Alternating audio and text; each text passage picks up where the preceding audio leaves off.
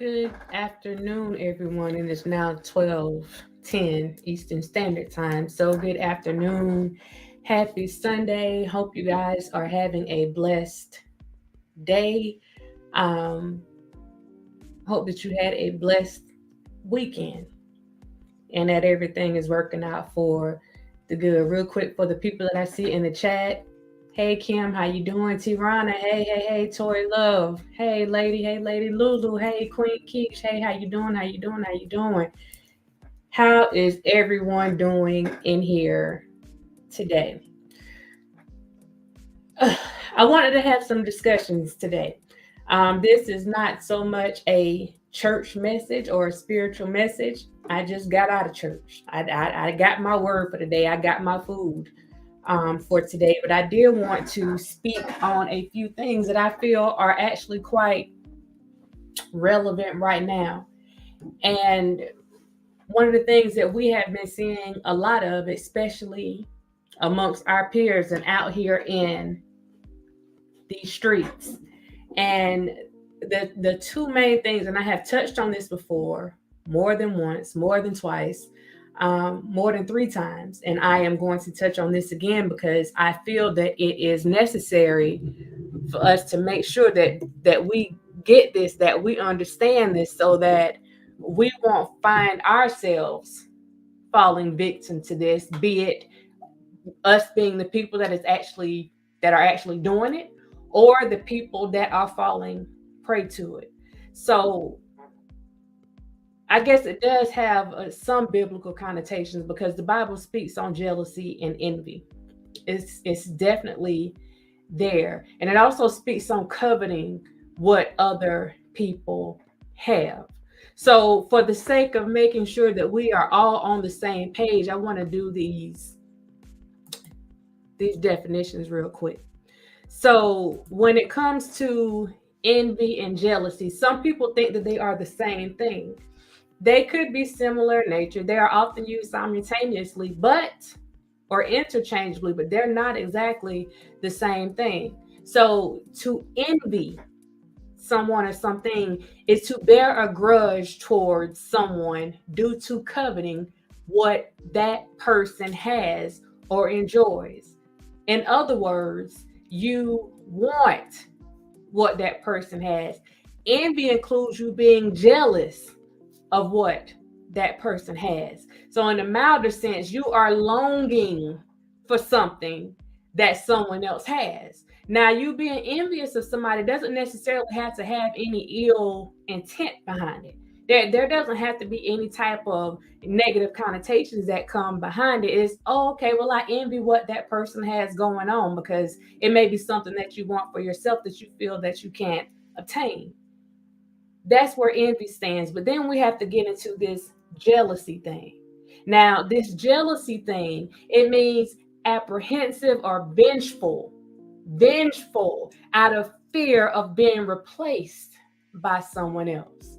It could also mean watchful, anxiously suspicious, zealous, or expecting complete devotion from someone or something. I am jealous that you like this person over me, which would also make me envious because I want what this person has because I feel that I don't have it. So you go from just having a little emotion behind something because, oh, I wish I had what they had, to actually going into a vengeful mindset. To not only do you want what this person has, now you're vengeful. Now you want to do something because you feel that you might be replaced by this person, or these people just may like you more, so they're standing in your way. So that's when that real negative energy starts coming in. And there you have those two things that the Bible speaks of a lot. Now, I want people to get into this thing because oftentimes we see it and we don't call it out. What's going on, Shayla? Oftentimes we see it, we hear it, and we think it's funny. Oftentimes, on a day-to-day basis. Let's just clear the air on this from real quick. And y'all, Sunday, I don't care about stepping on toes on Sunday. I actually don't care about Monday through Saturday either. But it is what it is. If you find yourself being envious of another person, then that's something that you need to check, because that envy often leads, most likely will lead to jealousy. And let's be clear on something. If you're saying that you are a person that is spiritual, if you are a person that knows and loves God, then you know that those things, jealousy and envy, are not of God, right? There are a lot of things that are happening right now by those who claim to be people of God, and they are not following the way. Now, this isn't something trying to judge people. What this is getting you to do a self-check. You need to do a self-check. Nobody else needs to do the self-check for you. You need to do your own self-check and look at what you have going on. Like I said, you could be a part of this either way. You could be the person that is envious or jealous of someone else, or you can be the person that other people are envious or jealous of. And do understand that there is nothing that you have to do to anyone. They don't even have to know you to be envious or jealous of you and what they think you have. Because at the end of the day, this all boils down to perception, the person that they perceive you to be, not the person that you claim to be. You don't have to come out here and act like you the ish. You don't have to come out here proclaiming to be the best one at this and the first one that did that. That's not even it. And to be honest, that's not of God either. We're going, a little humbleness goes a long way. So I'm going to step on this for a minute. If you feel the need to go out there to let people know that you got it going on, if you feel the need to go out there to let people know that you are the HNIC, if you feel the need to go out and brag that you are the prettiest person in the room, that you have the best hair in the room, that you have the best body in the room, that you got the best this in the room, the best that in the room, the best, then you got a problem yourself. And the only reason why you would do that is if you were harboring some of these things that we're talking about right now. Because if you're confident in yourself, then there's no room for you to be envious or jealous of what someone else has going on. And we say this all the time. If you got it going on, it's just like the spirit. It's either in you or it's not, right? And you don't have to go around proclaiming or making a proclamation to all these people. Yeah, I'm the one that know the good book. I know that it's not even about that, because people can see it in your walk. You have an aura about you that people can see, and it draws them to you. Those of you that, have that same inner being. And for those that are against that, if they full of the devil or whatever else you want to call it, those people are probably going to be the ones that don't like you. They're going to stay away from you. But do know that when people feel the need to brag on themselves all the time, bragging does nothing but make the person feel better that's doing the bragging. And that feeling that they have is only temporary. It's only temporary. It's actually, it feels good to them while they're saying it. And once they finish and they no longer have their audience, then they're back to their regular schmegular selves. So let's be clear on that. Now, something else that I want to touch on before we get all the way into this is this thing called discernment. And if you know him, if you are, about that life, then and why is this thing popping up on my screen? You not only understand what discernment is, you understand that you have been blessed with discernment. Okay. So Discernment is the ability to obtain sharp perceptions or to judge well. In the case of judgment, discernment can be psychological, it could be moral, it could be aesthetic in nature. It's a lot of things that, you know, that makes discernment a thing. When it comes to spirituality, it's the perception in the absence of judgment with the view to obtain spiritual guidance and understanding.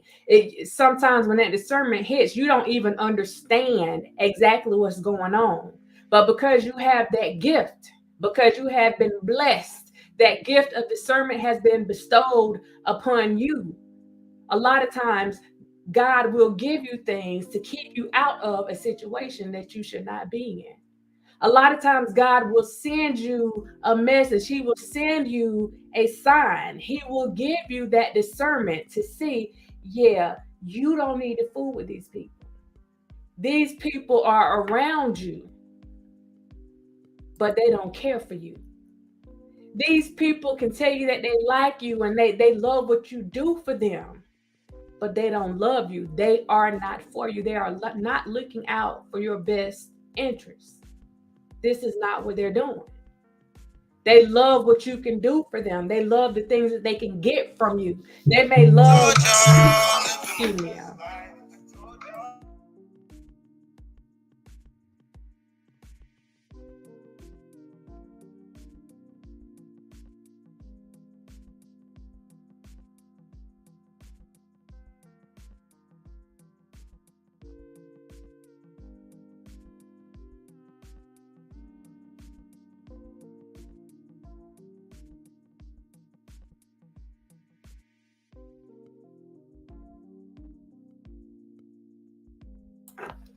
Sorry about that, you guys. Sorry about that. Family first. Family always first. So we have that discernment, and I thank God for it every day. And we have to understand. We have to understand. We know we say it. Everybody's not your partner. Everybody's not your friend. Just because people want to be around you, that does not mean that they are for you. Again, a lot of people like what you can do for them. They like to be able to hold on to the status that they can get by hanging around you. Now, getting into the case. Oh, Lord. Of Shanquella Robinson. This is why I say that discernment, recognizing what jealousy and envy looks like. This is why these things are so important. Now, I might lose some people on this, but this is my opinion on this, and I want it to be respectful. Um, Number one, she represents the Carolinas. For those of you that don't know, she's from Queen City. For those of y'all who are not from the Carolinas, and you know that Queen City is Charlotte. So I know people like putting stories out, but we have to understand that this is not a celebrity. This is a regular young lady that some things happen to. And although I know a lot of people want to put stories out, and we have a lot of detectives and all types of stuff, um, I think her family deserves, and still they deserved and they deserve um, the respect of being able to mourn and bury their daughter in peace. So, with that being said, I'm sure you guys are familiar with the situation with Shanquella and the stuff that happened in Mexico. Um, at least the part that we do know. At least the part that we do know. So I've seen a lot of commentary about the situation, and the conversation seems to go back to a a sexual gender, um, people's orientations. It seems to go back to those things. Well, if she hadn't been hanging with trans people, if she hadn't been hanging with these people, then these things would have never happened. She wouldn't have died. Let me be clear on something. I said this last week as well, and I'm going to say it again, just to be clear. All of us are going to leave here one day. We don't know what that journey is going to be for us. Let's just say that. Now, as far as the people that she was hanging around, we see on a day-to-day basis that people who claim to be straight or anything else are just as grimy as anybody else. So I beg to differ. What's going on, LaShawn? I beg to differ whenever people say something about the type of people that she had around her. Beautiful young lady. Seemed to have a beautiful spirit, seemed to be successful in what she was doing. But let's not take this conversation and turn it into something that is not. It's about humans. It doesn't matter if they're gay, it doesn't matter if they're straight, it doesn't matter if they're trans, it doesn't matter if they're bi. Those things have nothing to do with people just having bad intentions, with people having jealousy and carrying envy in their hearts. Those things have nothing to do with anybody's sexual orientation. Nothing of the sort. Because you can come on YouTube and you can see grimy people every day. Grimy for no reason at all. So for me, I think the thing that is important, the message that I got out of this whole situation is that you need to be careful about who you let in your circle. Period. You need to be careful. And Tori says those were rumors, they weren't trans. You need to be careful about who you let in your circle, period. All these extra conversations that we have going on, I feel that they are taking attention away from the fact that we just have grimy people. And you have to be careful. And this is where your discernment comes in. Let's be clear on something, y'all. And I want to make sure y'all get this message if y'all don't get nothing else. If you have watched my channel, you have noticed that I have pulled away from a lot of things. I keep to myself. I mind my business. I encourage other people to mind their business.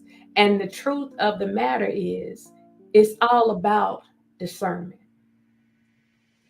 If you are dealing with something or someone, and there is anything in you that is telling you that this not right, something's not sitting well with you, there's some strange feeling that you may be getting in the pit of your stomach, in your gut, there's a little voice in the back of your head saying, yeah, I don't even think they like me like that. You're around people and you hear them make little comments that they try to throw off as jokes. Let me give you a big one that you see on YouTube every day. Not just YouTube, social media in general. If you are dealing with people and the minute someone says something about you, they go along with it.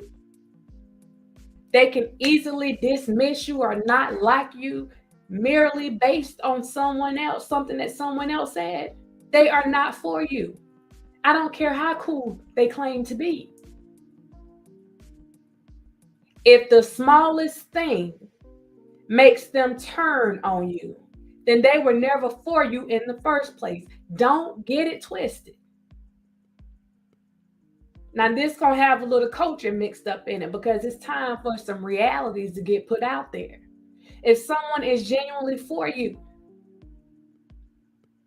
then there shouldn't be anything that anyone else says that makes them automatically turn on you.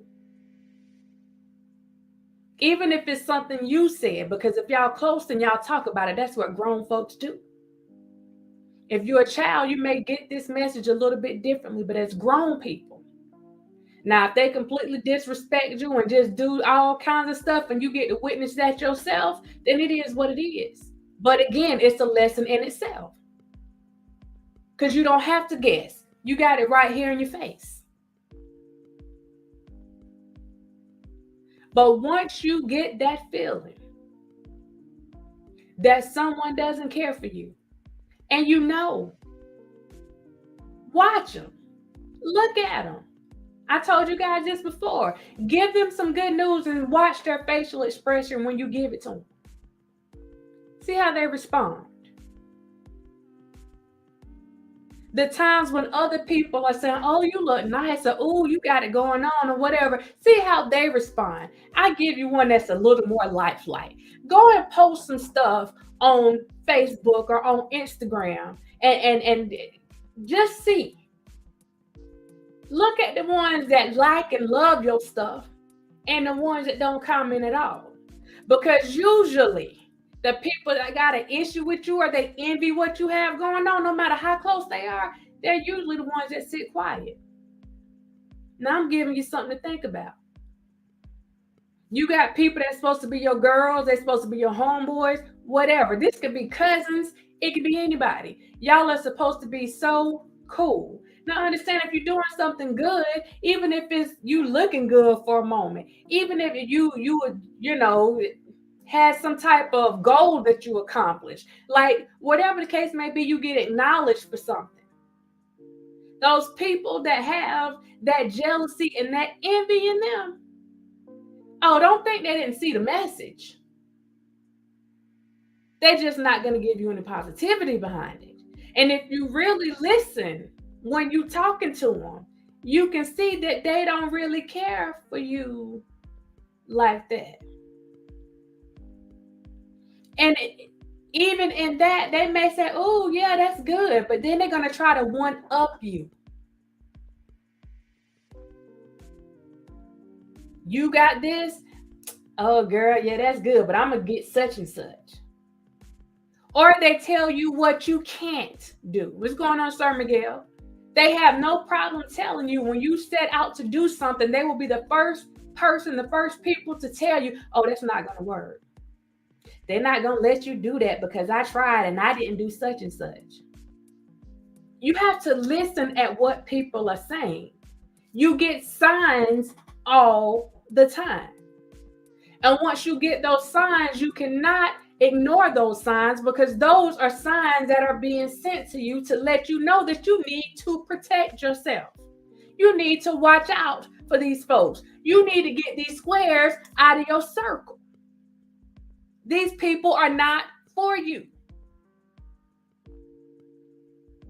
If a person is for you, then they want you to do good.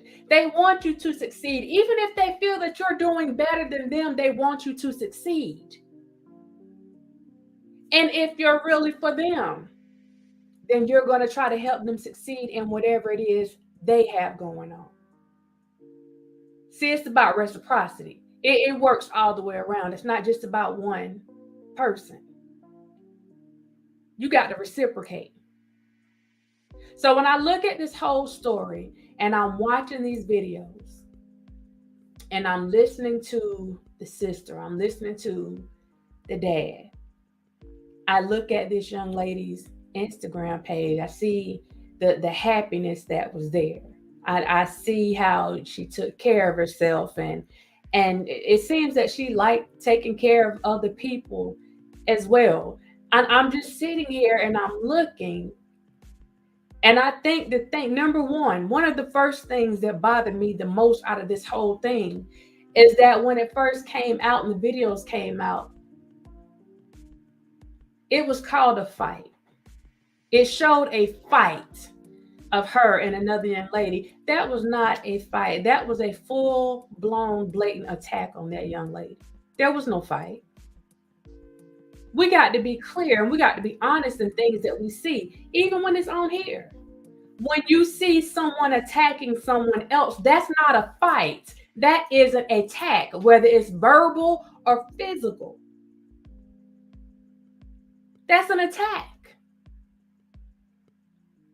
When someone comes after me about something and I didn't do anything to them, but they're attacking my character or attacking my integrity or attacking your integrity, that is not a fight. That is an attack. Let's call it for what it is. And if that is what is going on, then you are a bully. You are a bully. And in my world, you are now a perpetrator.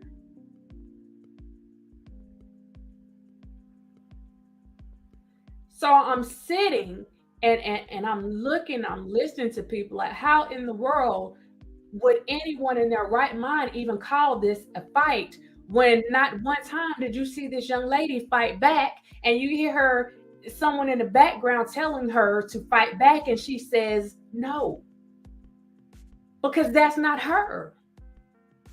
And then you hear her dad say, you know, she doesn't fight. She doesn't know how to fight. Like, that's not her thing. She wasn't raised that way. Now, let's be clear on something. I want y'all to get this. Lord knows I want y'all to get this. Because it's the same right here, whether it's physical or whether it's verbal. If people see that you are being attacked and they stand there or they sit there and they don't say anything, or they laugh and they think it's funny, child, these people are not for you. They're going along with the foolishness. If I sit there and I'm going and I'm kicking and cacaing and sitting there, girl, you better swing, boy, you better bob and weave, and I'm not trying to do something to help you when I see you're being harmed, I don't need to be fooling with you, because I must not like you like that. Now, I'm a little bit different, because even if I don't like you, if somebody physically attacking you, I'm not going to be the one to just stand there. I don't have that bystander effect. I don't have to wait on other people to decide if they're going to jump in. That's just something I do. And I ain't a thug. I just believe in treating people the right way. But be careful. Watch. You had one person recording the video, and then in the recording of that video, you see another person on the side recording the video too. So you had at least two people recording this young lady being attacked while she was naked. Somebody bopping her all on her head, grabbing her by her neck, spinning her, like doing all of these things to this young lady. And people have the mitigated gall to say that this girl was fighting. No, she was not.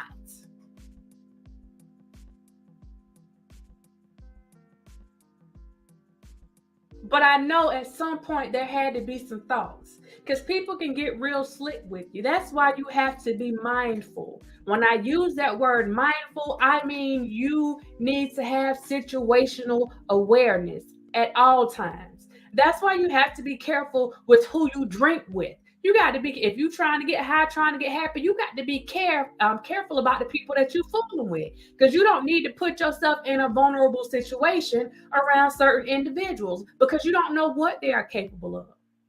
Or maybe you do, but you don't think they'll do it to you.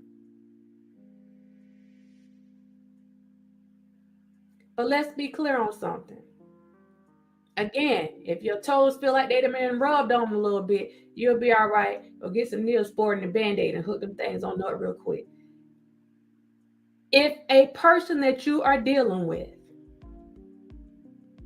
handles other people in a grimy way, if they're always talking about people, always talking negative about people, always trying to bully people, always clowning people, always finding something wrong, if they're always a negative Nancy or a negative Ned when it comes to other people, then best believe you are not exempt. It's just not your turn yet. Or maybe it is, and you just aren't aware, because they didn't bring it to you, they took it to someone else.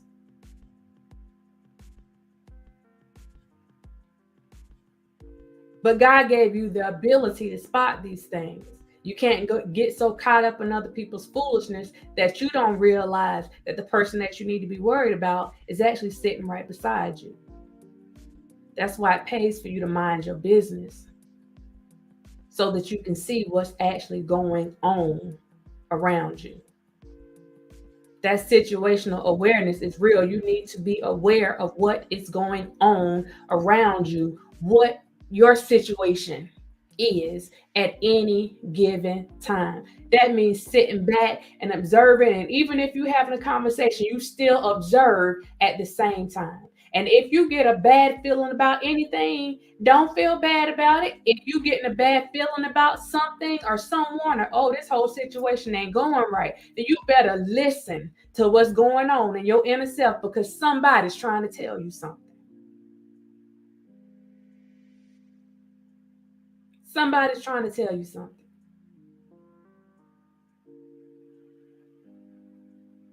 Now, if you're hanging with the type of people like what we saw going on with this young lady, people that are just standing around, girl, you better fight back. You better, if you got those kind of people in your life, I'm going, Lord, you need to have a hard pass, okay? A hard pass. Yeah, y'all can go.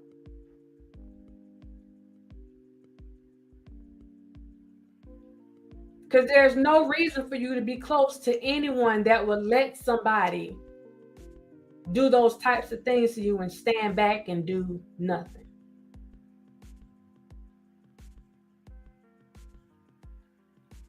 Someone that knows that you're not going to fight. Someone that knows that like you're not even aware, because you could tell this young lady wasn't even aware of what was going on at the time.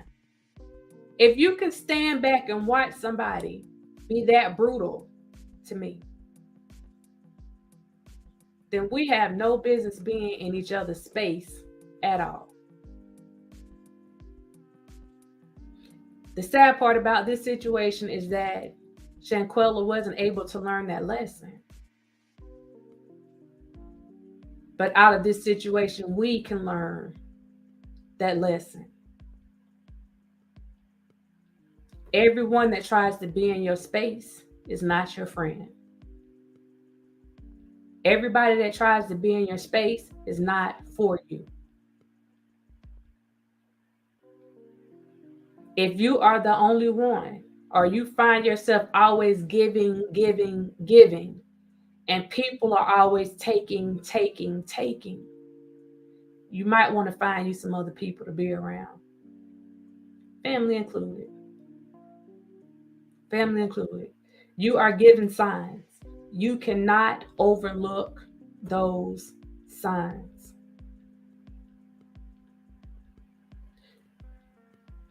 One of the other things that bothered me about this situation was these same people that were supposed to be friends with this young lady for some people a couple years.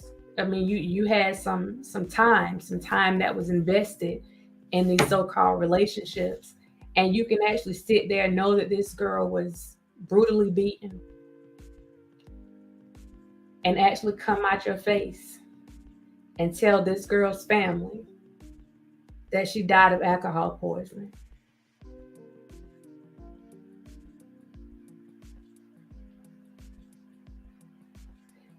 I don't know what the thought was behind that. Maybe they thought that she would never make it back over here to the States. And so maybe they thought that the family wouldn't actually see the young lady.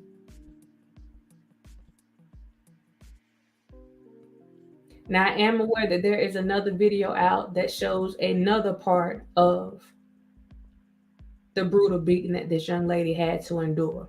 And it was by another female.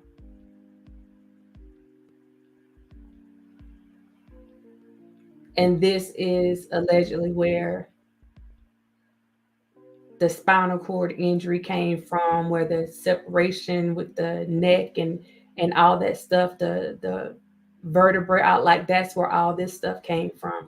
But let's be clear on something. The mere fact this woman was took and swung basically by her head, by her neck, that's enough to do damage to someone's spinal cord. Don't get it twisted. I know a lot of people are playing detective and stuff on here, but as a person that has I didn't break it, but as a person that has had their back broken before, it doesn't take much. And you might not even know that it has happened. What's going on, Pico? I thought I got them out. They're still in here.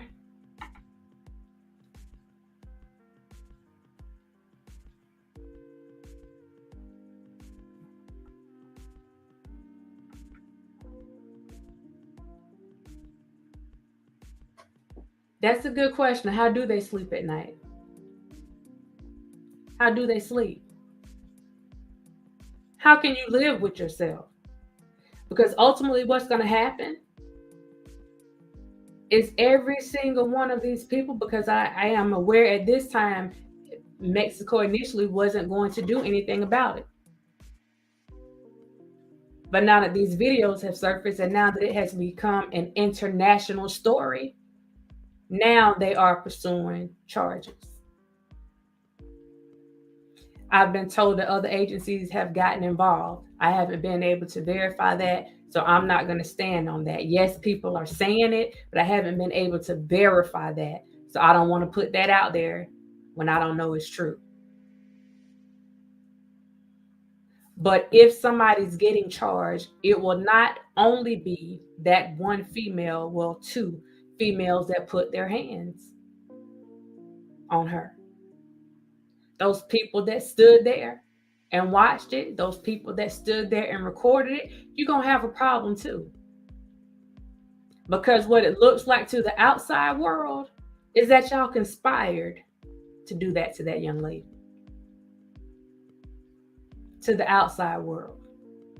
And for the people that could sit there, people talked about, oh, the guy shouldn't. No, the female, none of them should have stood there and watched that be done to that young lady. I don't give a flip if they were male or female. None of them should have stood there recording or doing anything. What they should have been trying to do was help that young lady. All of them that were in there was more than enough people in there to get that girl off that young lady. Again, it has nothing to do with gender. This is about human decency. So again, what that shows me is that someone was feeling a certain type of way about this young lady anyway. If you can stand there and watch this stuff, I like that. I don't know about y'all, and y'all tell me what you feel in the chat. I cannot stand there and watch somebody beat somebody down, especially when I know they're not trying to fight you. Now, I ain't jumping in to try to fight you, but I'm gonna for darn sure break it up. Like, come on, we got to break this up. But that would have happened from the moment that you tried to fight her in the beginning. I would have been trying to stop you from hitting her in the first place. Because that's some bully behavior. There's no reason why a grown darn woman, there's no reason why a grown woman should sit there and go and attack another grown woman. And let me be clear on this, y'all, because I'm not a feminist when it comes to this stuff. A woman shouldn't be attacking a woman or a man and vice versa. I'm just not one of those. I'm sorry, y'all. But keep your hands to yourself, period. And if you feel the need to jump someone, then you should be okay with other people getting in, trying to get you to stop. You shouldn't get in your feelings about that. Because you didn't have any business putting your hands on somebody in the first place. Period. Point blank. It is what it is.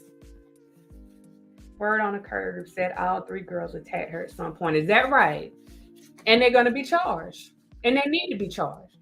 Doc, I need your daily skincare procedure. Your skin. Oh, thank you, Pico. Thank you. They had no respect for human life. They didn't. And you know what, Angela? I'm going to take what you said a little bit deeper. Not that they didn't have any respect for their lives. Because this is the thing that people tend to forget. When you do people wrong,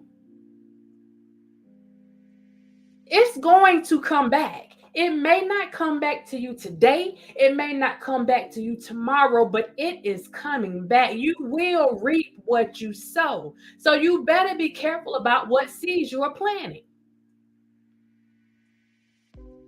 And again, I'm gonna say this: even though this young lady is grown, you better be careful messing with people's children, because she was still somebody's child.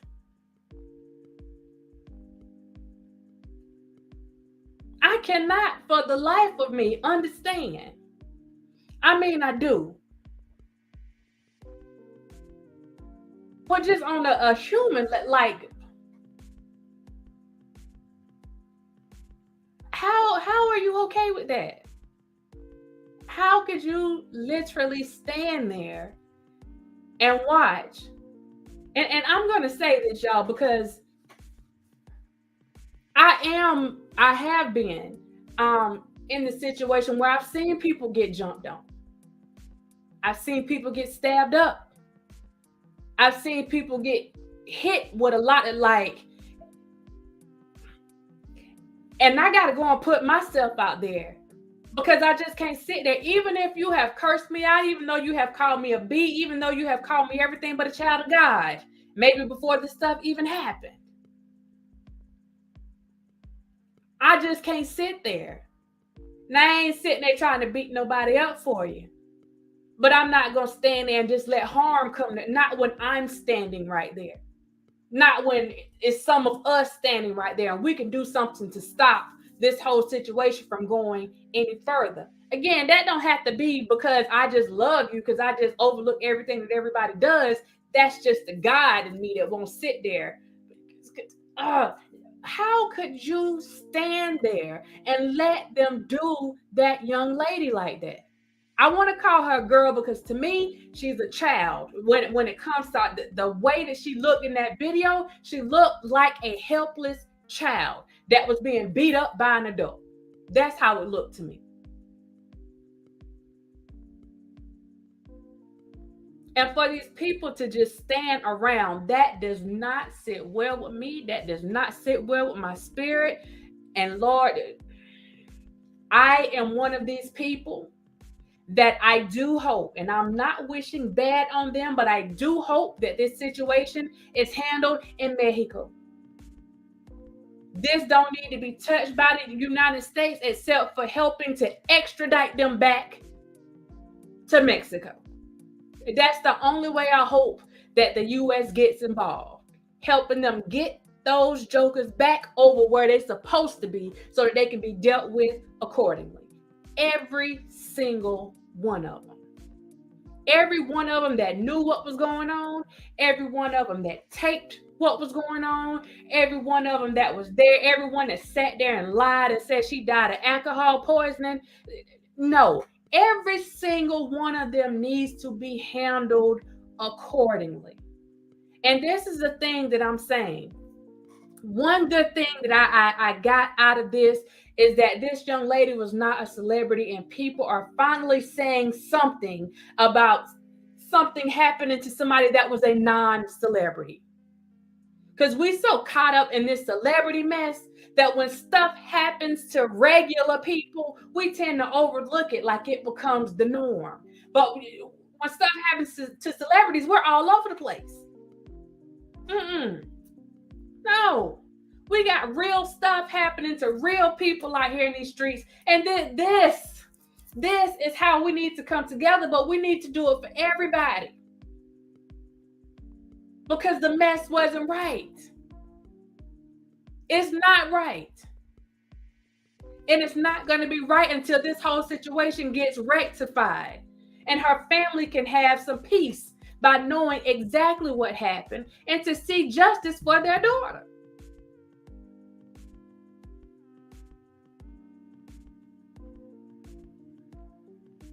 That's the only way. That's the only way. That's what I try to tell people from the whole thing. It's about liberty and justice for all. Not for a select few, for all. And let me tell you something. The turnout that this young lady had at her homegoing service, all you can do is smile. All you can do is smile. Now, it may not have been enough to pack out the State Farm Arena, but in Charlotte, North Carolina, it was enough to pack it out. Do you see what I'm saying? We have to start standing up for us. We got to do that. We got to do that. Jonna and I agree what her dad had to say. And now, actually, you know what? I'll play one of the interviews that the dad did.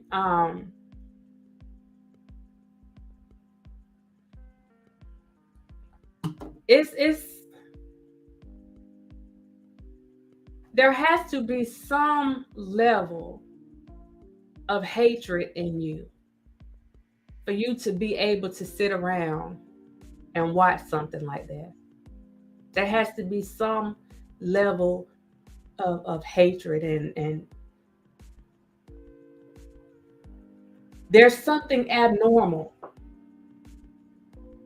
about that kind of behavior. I put this on the same degree, and people may not agree, but this is just my opinion. I put this on the same level as the stuff that happened with Daryl or Darrell Brooks. How he had little to no empathy. He had no, just complete disregard for human life. And Pico, I'm going to get on that. Thank you for saying that. He had no regard for human life. And to me, that's the same way that I'm looking at them. They had no regard, none of them. Let me take it to the South, because this happened to somebody from down South. Now one of them. They had zero disregard for this young person, this young lady's life. Zero disregard. And again, they should be handled accordingly. Going back to Pico's comment, Black folks are their own worst enemy most times. Okay, let me say this, because this is something that people got a little upset with me about before, but I'm standing on it. I'm standing on it. I am not one of those people. Let me say this. I believe in looking out for my people, that we need to look out for each other. But I am not the one that goes around and just specifically points out cases where it's another color or another race doing something to Black people, because that's not being honest. And until we start respecting and loving each other as a people, we're not going to get the respect from anybody else, because we do more damage to us than what anybody else has done. In recent times, we do more damage to us than what anybody else is doing. And this is the reason why when I was confronted with, no, we need to always support Black people, the devil is a liar, because I will never support these Black people that did this to this girl.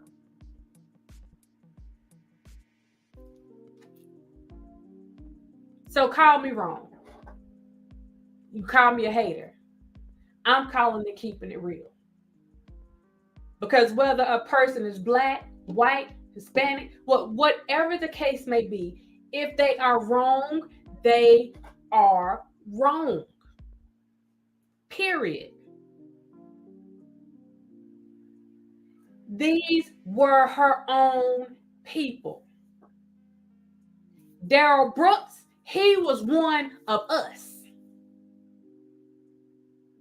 That young guy that just went and killed those boys, those other guys on that football team, those 3 guys that got murdered, he was Black. He was one of us. Yeah. The people that are responsible for the young lady that I showed y'all a few weeks ago that came up missing, those are 2 Black guys that had something to do with the disappearance of that young lady. That was us. That was us. We're not sugarcoating that. That was us. So why would I sit here and act like we doing everything that we need to do and no, no. I'm not side eyeing this particular group when they walk by. I'm side eyeing everybody.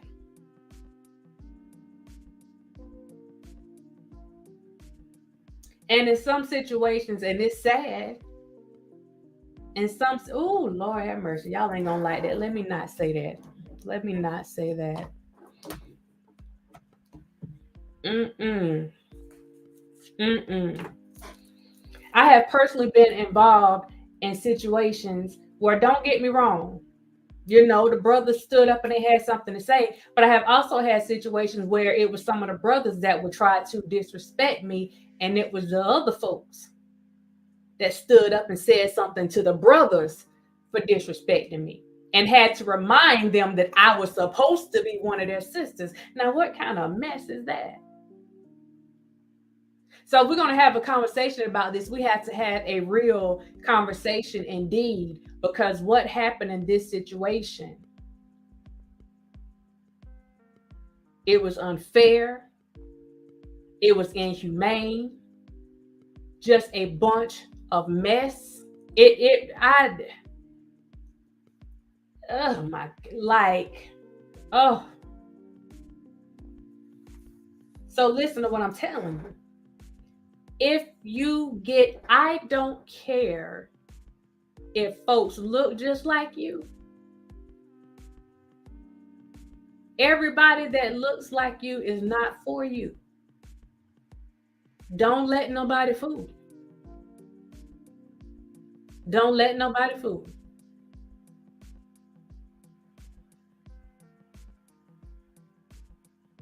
Don't let nobody fool you. Because if people got hell up in them, hell comes in all shapes and sizes, colors, socioeconomic groups. It has different ethical and cultural backgrounds. It comes all kind of ways. That's why you have to utilize the discernment that you have been blessed with. I wish, and you can't, Lord have mercy. Hill, I wasn't gonna say that, but it's the truth. It's the truth. I'm gonna be honest with you guys. I went to a predominantly white college. I'm not gonna even say predominantly white because it was more of an international college. And I also went to a HBCU. I ended up graduating from HBCU. But when I tell you the difference between the two environments, it was very real. It was very real. Now, don't get me wrong. I love my folks, but the way things were handled were completely different. They were completely different. When it comes to working with matters in a professional environment, other than one, because I did have one that, but the people that I tended to have problems with, let me change that. The people that tended to have problems with me were my own. They were my own.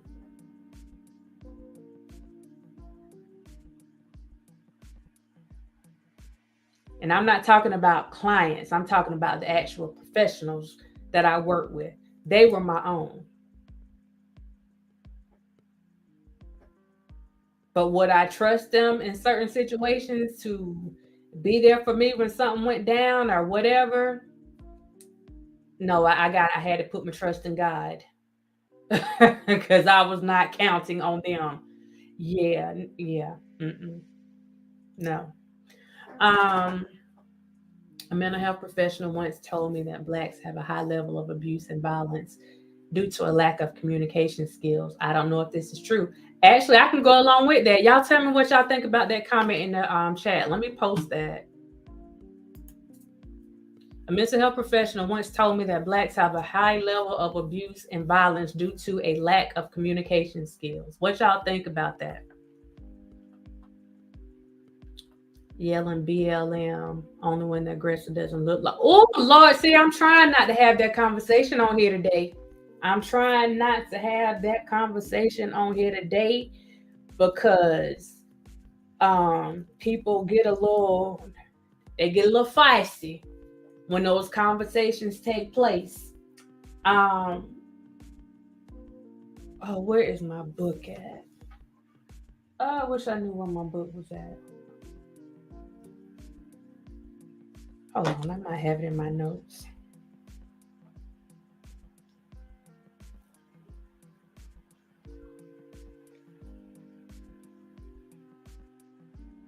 Hold on.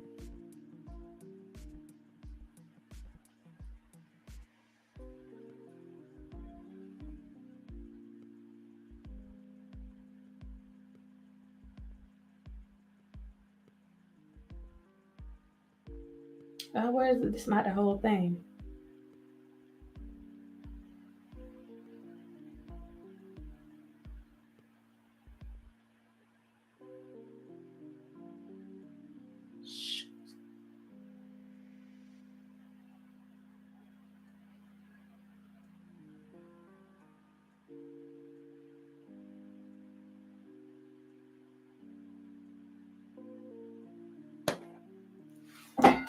Hold on, though. Let me see if I can find this thing.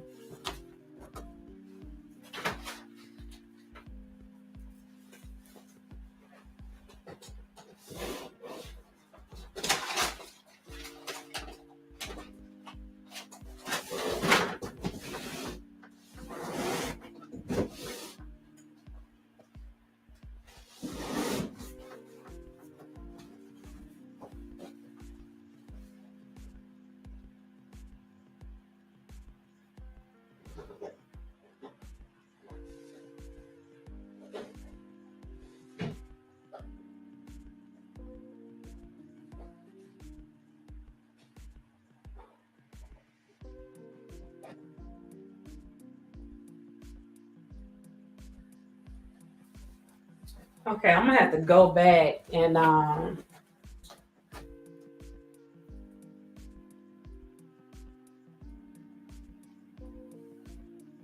gonna have to go back and find it. But for those of you who don't know, I do spoken word and do a lot of shows with spoken word, and I did a piece on this some years ago. And I do not know where my notebook is since I moved in here, but part of the part that I can remember, I do have a piece of it. It says, "We say Black Lives Matter, but when does matter start and madness end? Or when will we step out of the footsteps of trends, or finding our matter when faced with the pen? Or do our lives only matter when social media says it begins?" I mean, are you a shapeshifter, constantly changing your matter to fit in? And that's the last piece that I got on that because I don't remember the rest of it.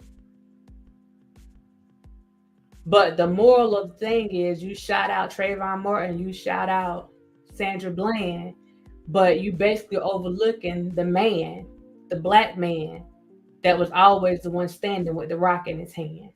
And I go back and I try to find the whole thing. But at the end of the day, what it was talking about was this very conversation that we're having right now, that we're selective. We do have selective rage when it comes to certain things. And it's like we just overlook stuff. And the only time it seems to be important is when it becomes a racial issue. For me, it's always a racial issue because it's one race fighting another race. We have a civil war amongst ourselves that we refuse to recognize. Why? Why? I really need to find this thing.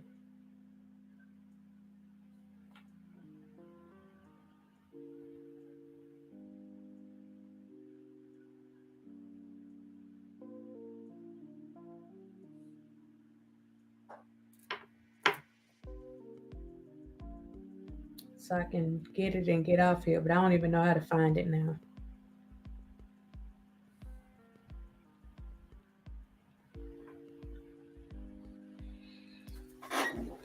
So let me read you guys Booker T. Washington and W.E.B. Du Bois, yes sir, are responsible for the state Black people find themselves in. Oh, we actually did a little piece, like a satire piece, with the great debate that went on with Booker T and WEB.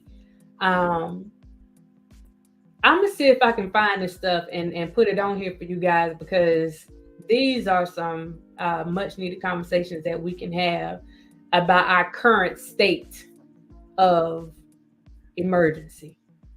You know, they like to talk about the state of emergency, our current state of emergency, because we have our own things that are going on right now that we refuse to address. It comes across as, oh, well, you don't like your own people. No, as a matter of fact, I love my own people. This is why I feel like these comments, why these behaviors, why these things need to be addressed, because I love my people. If I didn't, then I would go around and continue to do just, what anybody else is doing. Don't address it and just blame it on somebody else. When we have self-inflicted wounds. We're looking at it right now. We're looking at it with what just happened with Takeoff. Come on now. We're looking at it with what happened with Nipsey Hussle. Hello. And the list goes on and on and on. Let's go back. Tupac, Biggie. How far do y'all want to take this stuff back?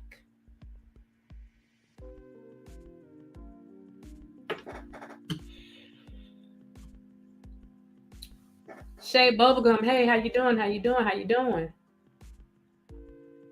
I knew very well I see you. Yeah, I was just trying to wait. Some of the stuff I just kind of wait till everything calms down. BLM needs to evolve from its original intent and our folks. Yeah. I won't even get started on that one. I think so much is deep rooted. Slavery was only like 400 years ago. Shay, I'm even like dive into that, because to me, oh my God, y'all not gonna like me for this. I think the idea of slavery may look like it may have been only 400 years ago, but the mental slavery is still going on to this day. I think we enslave ourselves. And I know Kanye may have said something like this. I do not mean this like Kanye said it. So please don't compare what I'm saying to Kanye. But I mean, amongst each other, our thinking, the way that we handle things, we enslave our own people. We enslave our own minds. We enslave our own thinking through pure ignorance. We are a slave to certain things, and we don't want to admit it. But I'm not going, child. I think it would take a few more hundred years for positive change for the mindsets. Even the most educated Black folks are still in denial of the path we need to take. The truth is, it is easier to sell your own for personal grab. Oh, Lord have mercy. Y'all talking now. Come on. I feel no matter what, it will always be people who don't see the bigger picture or self-hate so much. They betray everyone. Oh, not the genocide. Come on, Aunt. Come on. Slavery is still around. We are genociding ourselves. We need a lot of self-help. Oh my. Every word on here is true. Every word on here is true. Every word. Let me tell you something that was, and I got to get off here because I already been over here for over an hour. Let me tell you something that's silly to me. Let me tell you something that's silly. Even with the benefits of social media and all the things and all the opportunities that social media has opened up for us to be able to do things on a global level that we have never been able to do before, it has also empowered some people, the people that have that hate in them, self-hate. So they often transfer that hate to other people, right? Usually people that look just like them. I see a situation where day before yesterday, Tyrese makes a post on his own page saying that he and his girlfriend are both dealing with COVID. Pray for them. It makes it to the shade room. The shade room is called the shade room for a reason. And what I see on there is black folks.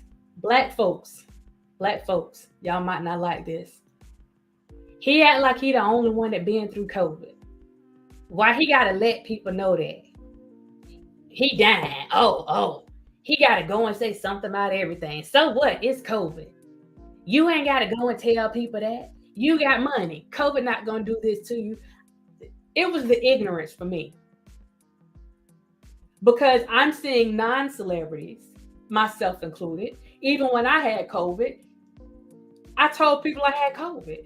Okay, I'm not going to be on here for a while. I got to try to get myself together. And I didn't get all that because it was just a regular schmegular person saying they had COVID. I've seen a lot of people letting people know when they had COVID. But because we get this black man up here, he's just being emotional. He's just being a diva. The man said he had COVID on his own page. It's always us. It's always us that have so much to say about us. And then we try to talk about what the man trying to do to us with certain things. You the man. And I don't mean that in a good way. You the man. Because when it comes to certain things, the man ain't thinking about you. It's your people that got a problem with you. It's your people that's sitting there plotting and planning against you. It's your people. That ain't her hair, that's a wig. And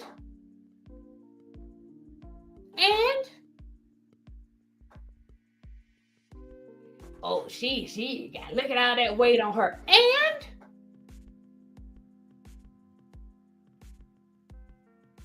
see, and when I hear stuff like that, that's ignorance to me, because that lets me know that you don't understand your own culture. Let me forget the one that pertained to me, her black self. And I love it. I love it. But it lets me know that you don't know, or either you don't appreciate your own culture when you make certain statements. Because you don't recognize the beauty of certain things that you putting out there, and how much some of the stuff that you don't like and try to bully people on or pick at people about. When you go to other countries, these people are loved for the very same thing that some of us sitting here hating on. I said it. Go to other countries and see how the men feel about them thick thighs saving lives. Hello.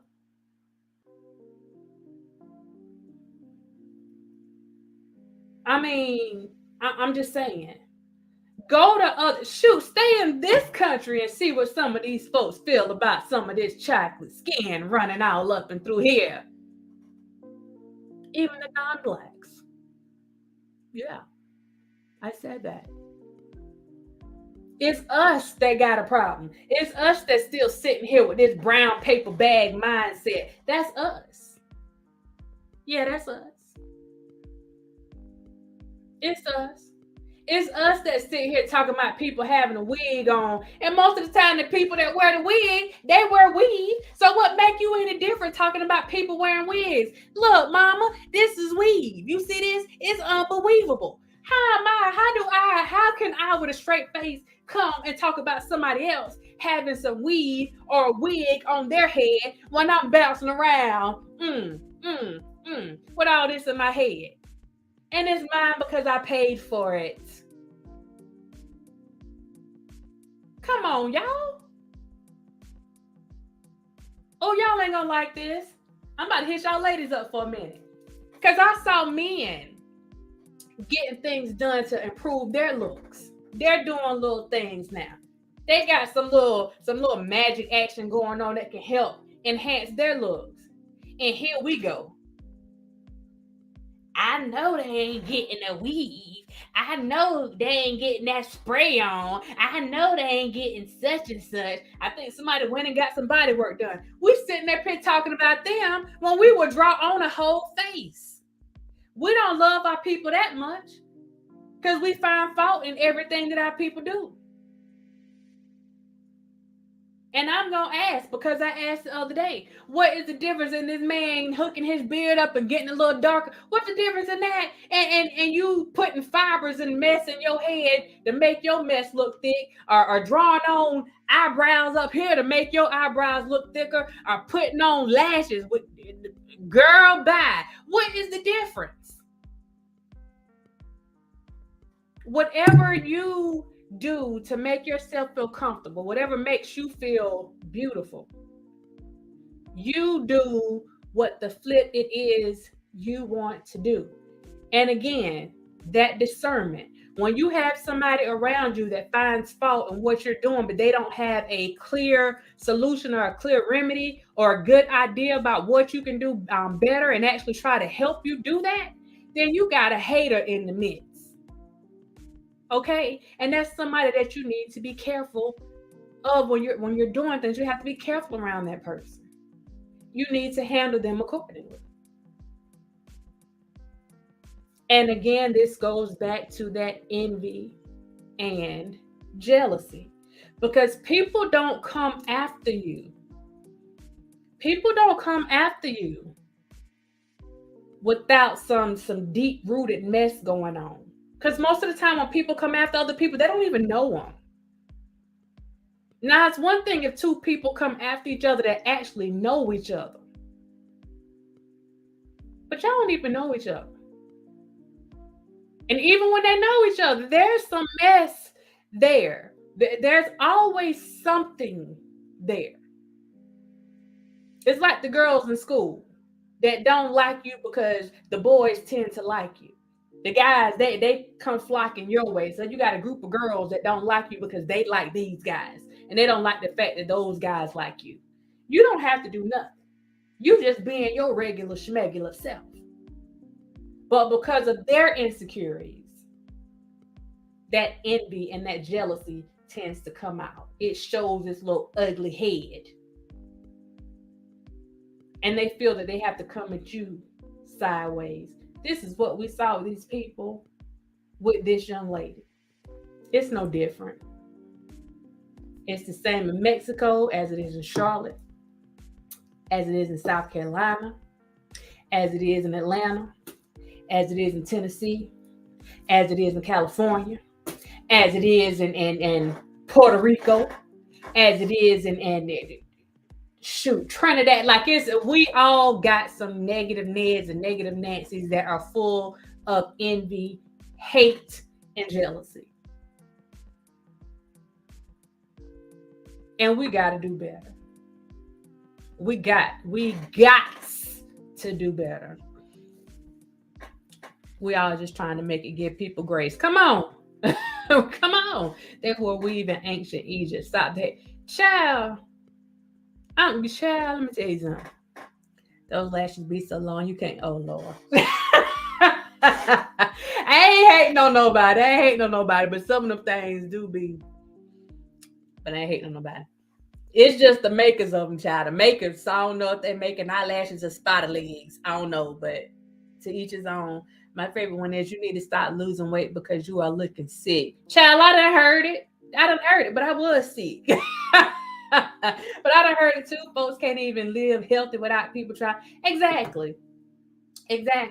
I remember a year or so ago, when I was doing my channel and I still stayed in South Carolina, I used to dance. And dancing that's how I work out. I walk, but I dance too. And while I was dancing, I had somebody make a comment to me about me being small. And they were talking about I had pancakes. And I'm like, that don't offend me because I've always I've worked on, like, I have an athletic build and I'm okay with that. Like I work on that. I mean, it's the Angela Bassett action for me. It's the Tina Turner legs for me. So I don't like, I found it funny because when I look, you telling me I need to eat a meal and you look like you never missed a meal. Now that wasn't me trying to be funny, but I had to take it there with that individual. It was a guy. I had to take it there with that individual, just like, you're not hurting my feelings because I'm living healthy. So whatever I can do to play a part in making sure that I have longevity in this world, I'm doing what I need to do. So you're not hurting me. You making me laugh a little bit, but you're not hurting me because, like, I understand that you don't get it. You don't get it, and you didn't get the memo. Do you see what I'm saying? So that kind of stuff, like, we're just not being realistic, and it just makes people feel better to hurt other people. And if you want to talk to somebody about weight, talk to them about weight in a realistic manner, something that really means something. Let's talk about diabetes and cholesterol, high cholesterol, low cholesterol. Let's get into those things, hypertension. Let's talk about those things, because anything else that you're saying about weight, it doesn't matter. It really doesn't matter, because in reality, a person can be heavy and still be healthy. In reality, a person can be slim and be sick as a dog.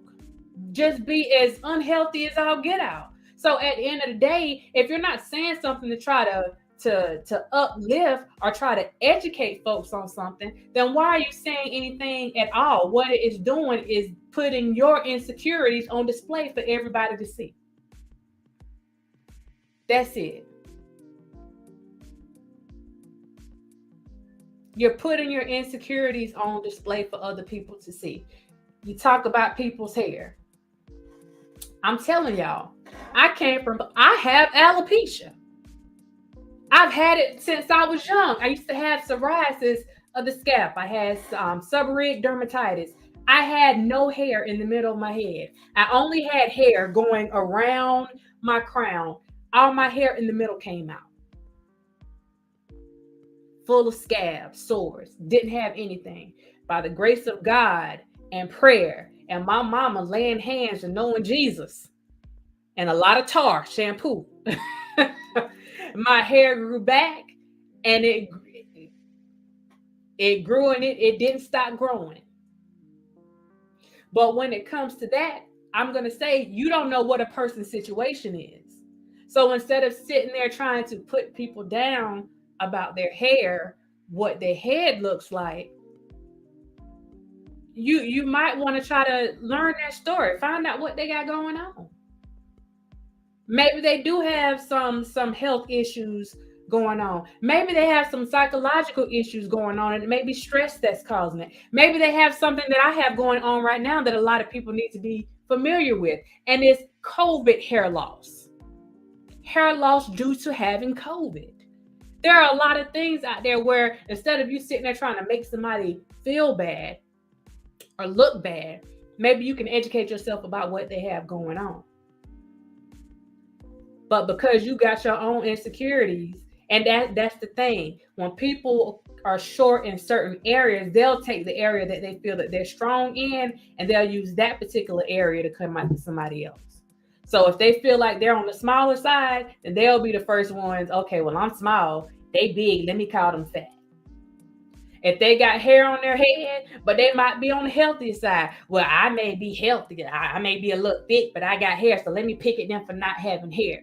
It doesn't matter. Either way, you're showing that you are insecure about something. You are lacking in some area. And the only way that you can make yourself have a temporary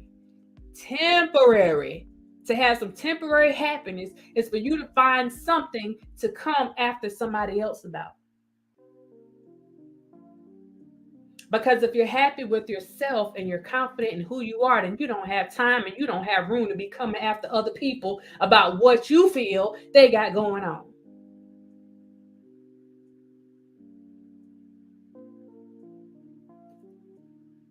That's all I'm saying. You don't have time for that.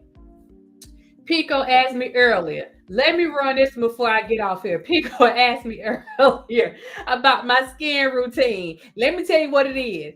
It's the grease face for me. It's the grease face for me. Because I'm washing my face and getting out the shower and patting it dry and putting some Neutrogena turmeric moisturizer on it and going about my business. And then I'm patting it through the day. And then I'm patting it through the day. So, and I can laugh at that because that was put out there, I guess, to try to hurt me with something. But you're not going to hurt me about my skin, child, because as long as I got this oil and stuff in my skin, then I am forever moisturized. I am forever moisturized. And all I got to do is blot a little bit. I got to blot and going on about my business. And yes, let's talk about drinking that water and minding your business. Okay, so it's those types of things. It's those types of things that, you know what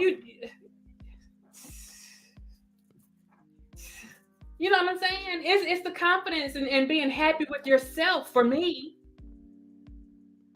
And all this still goes together because if you are confident in yourself, if you truly love yourself, then you would not wish any hurt, harm, or danger on anybody else. You want to see everybody succeed. You want to see everybody excel. You want everybody to have that magic. But it starts from in here. I love myself and my people enough that I don't want to see any of my folks getting hurt. So if I see you jumping on somebody, and when you say jump on, that means you jumped on them. They didn't, you did that by I'm not going to let you do that. I'm not going to let you do that. And I'm definitely not going to call you one of my sisters and do that. But I need y'all to understand something. My sisters are not just Black women. That's all I'm saying. If you're a female, you my sister. It is what it is. Y'all might not like that. It is what it is. Because in reality, y'all ain't gonna like this. All y'all family members not Black? How y'all think we get all these skin tones? All these different complexions? All your family not Black? Don't fool yourself. Stop fooling yourself. Stop lying. Stop lying, Craig. Stop lying. I'm just saying. But that's neither here nor there. Let me read these comments real quick so I can get on off here. God, could we still tear each other down because of residual slave policy? Absolutely. Absolutely. Absolutely, Angela. But you know what? I'm a firm believer that when you know better, you do better. When you know better, you do better. And, some of the people that you hear talking that likes making a lot of these comments, I would say they have the wherewithal to understand exactly what they're doing. A lot of them just like to be heard. And a lot of them just like to keep stuff going or like having an excuse. Because for some people, a lot of things they use as an excuse for their behavior. And I'm going to say this because I often hear people saying, well, Black people, we can't do this and we can't get good jobs or we can't make the money they're making. That's a lie. You told yourself you couldn't do that. You created that glass ceiling that's holding you down, that told you that you can't do no better. You. And people may disagree with that. But I'm telling you what I know. Because I see it every day. In the agency that I work in, there's plenty of us walking around.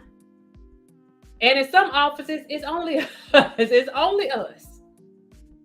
And we do all right. We do all right. But if you sit there and you let those negative Neds and negative Nancy's tell you what you can't do, then you internalize that, and then it becomes a self-fulfilling prophecy. So you self-sabotage to make sure that you can't do those things. And when the opportunities present themselves, you do something to sabotage it so that you can make the belief that you had that we can't do anything. You self-sabotage to make that belief true.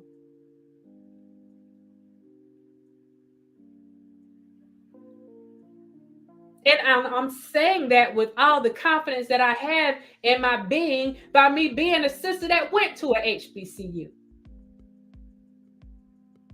And you didn't have to go to college, don't get me wrong. But as somebody that got to witness HBCU life and knowing the people that graduated, just from the people I know that graduated in my class and the class right behind me and the class right behind that, the people I got to see with my own eyes, these people are successful individuals.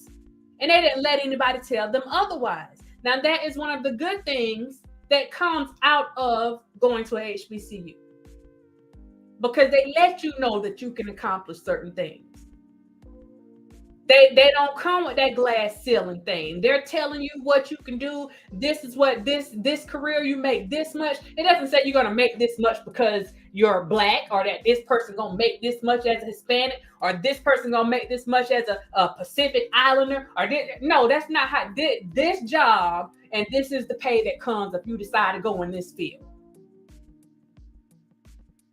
Now, if you choose to limit yourself because of your color, then that's something that you are making a personal choice to do. And that's why I say that there is still that slave mentality, Angela, that you're talking about. That slave mentality is still there for a lot of people. And it's not that somebody has a whip and some chains standing behind you telling you that you can't do something. You telling yourself that. You took that on. You took that on. Because I'd be darned if I'm going to let somebody else tell me what I cannot do. If you're not my mama, I'm not going to say my daddy, because I don't know that man like that. But still, if you're not my mama, if you're not my mama or my boss or them people up in DC that tell us what to do, no, you're not going to tell me what I can and cannot do. I make those decisions for myself. And if I feel like I want to be elevated to another level, then I'm going to see what I need to do to get there. And then I'm going to make it happen.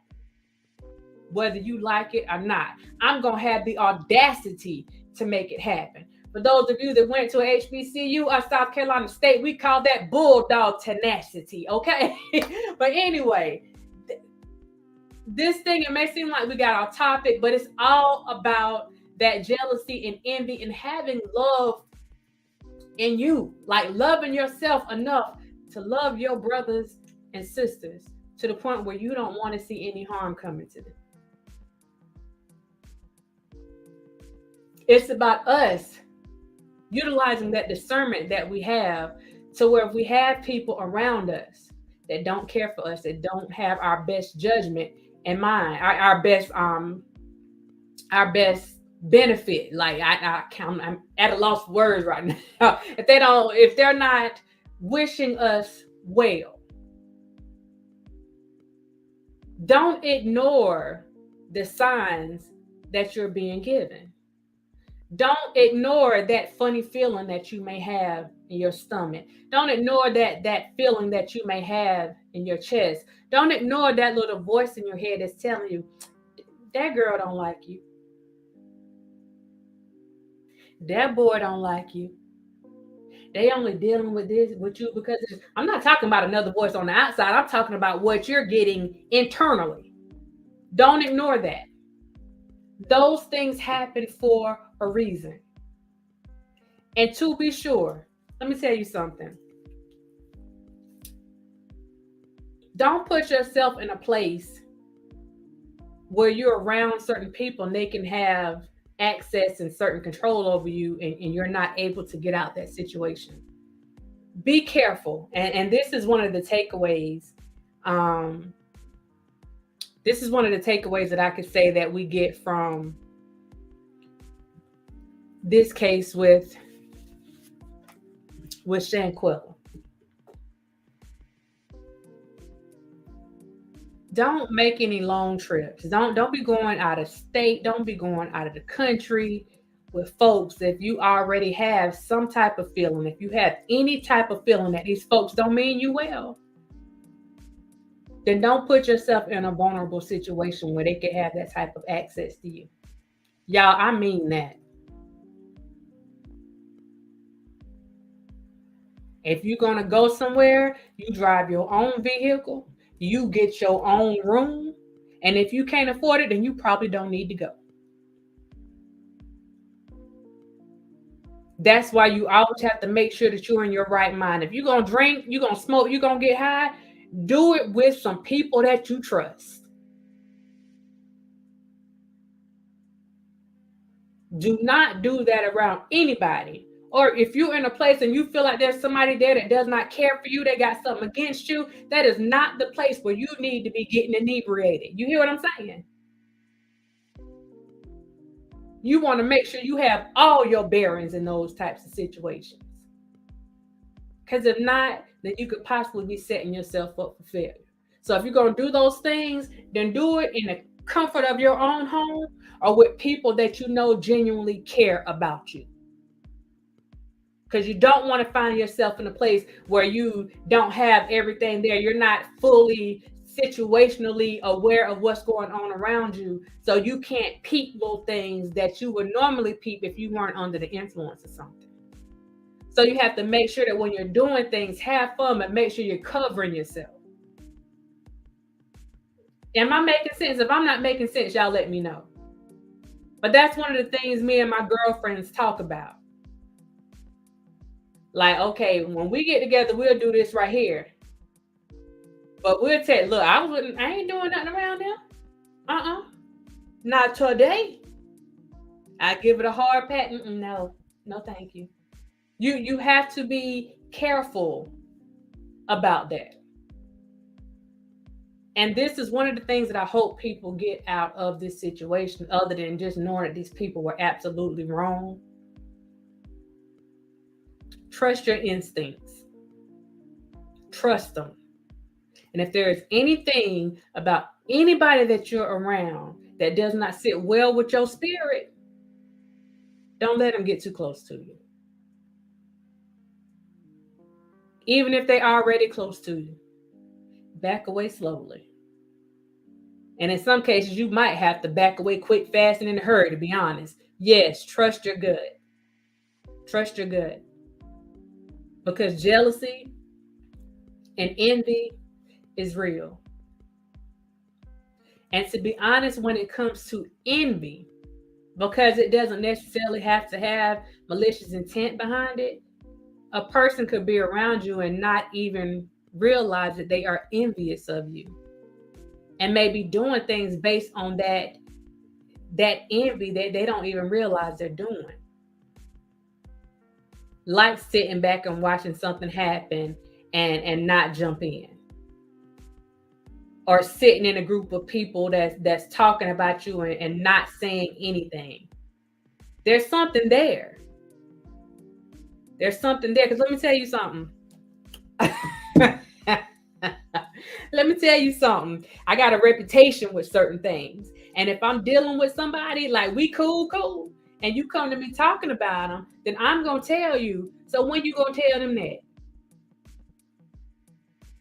And if it's serious, I'm going to say, so you going to tell them or you want me to tell them?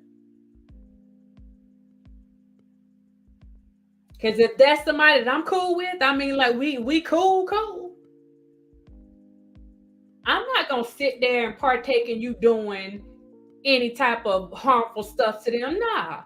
Hold on. Let me get them on the phone, child. Hold on. Let me join them in on this phone call real quick. Hold on. Don't hang up. Now, don't hang up. Let me get them in on this call real quick. That's me. So I'm forewarning y'all. If y'all don't like somebody, If y'all don't like somebody and I'm friends with them or I'm close to them, don't tell me nothing about them. Don't tell me nothing about them, because I'm going to tell you before we get off the call or before we finish talking that I'm going to have a conversation with them about this conversation that we just had. And it ain't me being two-faced, because I'm going to be honest with you from the jump. You sure you want to have this conversation with me? You sure you want to have this conversation with me? Right, bubblegum, because I came from a house where my mama heard us talking about people. Pop, she'll pop you right in your mouth. that was it.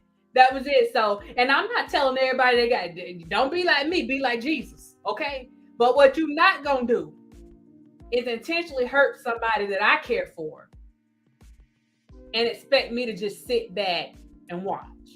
We're not doing that.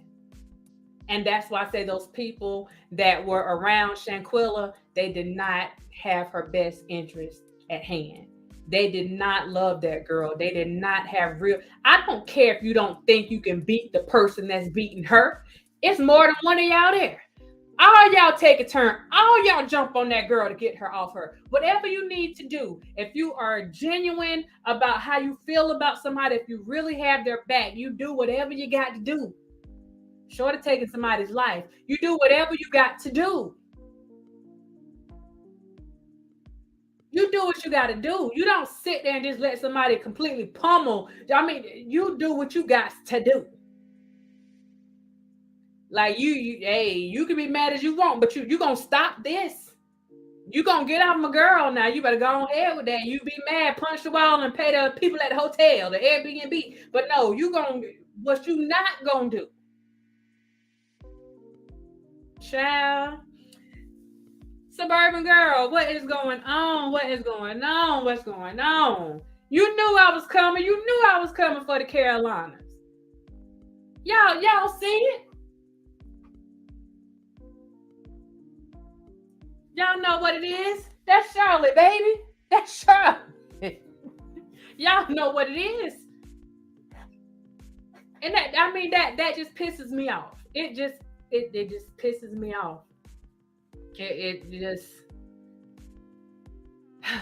this girl had a knot on her forehead, bruises on her face, split lip, and y'all gonna sit here and tell this girl parents. The dad said, I was supposed to show y'all a video. The dad said that these people went to the mom and the sister. They went to the house, told their story, sat down at their table and ate with them, broke bread with these people in their house while they lying to them about what happened to this girl. That's some real mess right there.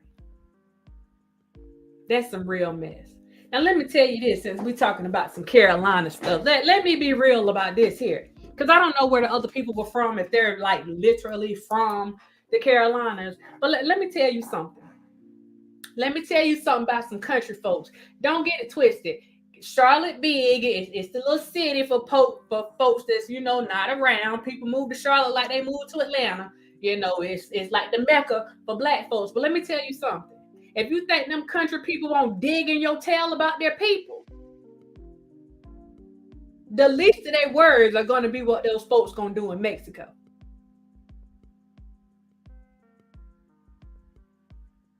Because from the sound of things from the beginning, that sister was already ready to put that work in.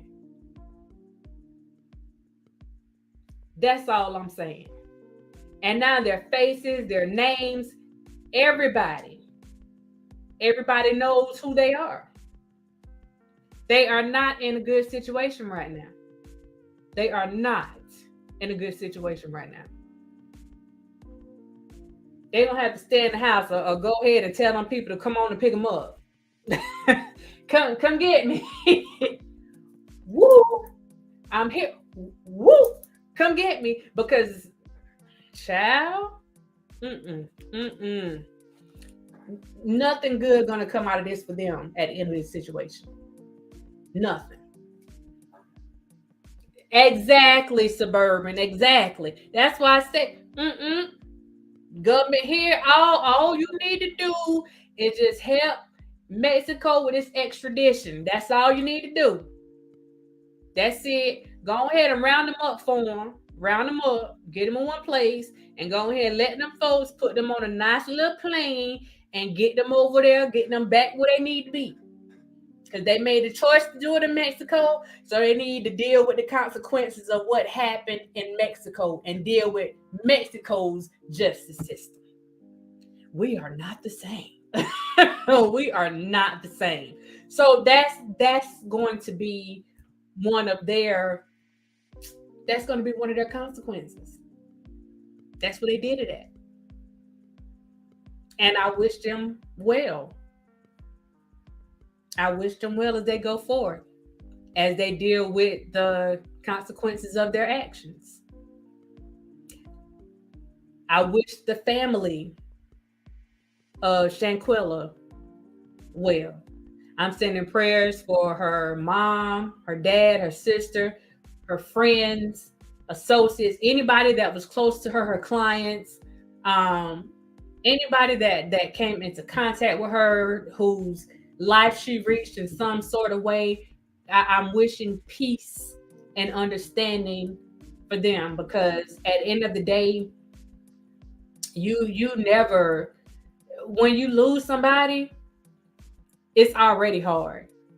But when you lose somebody at the hands of someone else, that's a whole other beast. That's a whole other beast that you have to deal with. And that's what that family is dealing with now. A loss is a loss, but it just hits differently than somebody getting in a car accident, or somebody being sick, or even somebody like taking their own life. When somebody makes a deliberate effort, a deliberate attempt, when they follow through with taking someone's life that's close to you, and some of y'all in here know what I'm talking about, that's something different. That's something different. Because you're having to deal with having some peace and losing that person. And then there's a whole other level of peace and forgiveness that you have to muster up for the person that did whatever they did. And in this particular situation, the persons that did what they did, along with the ones that allowed it to happen and didn't do anything.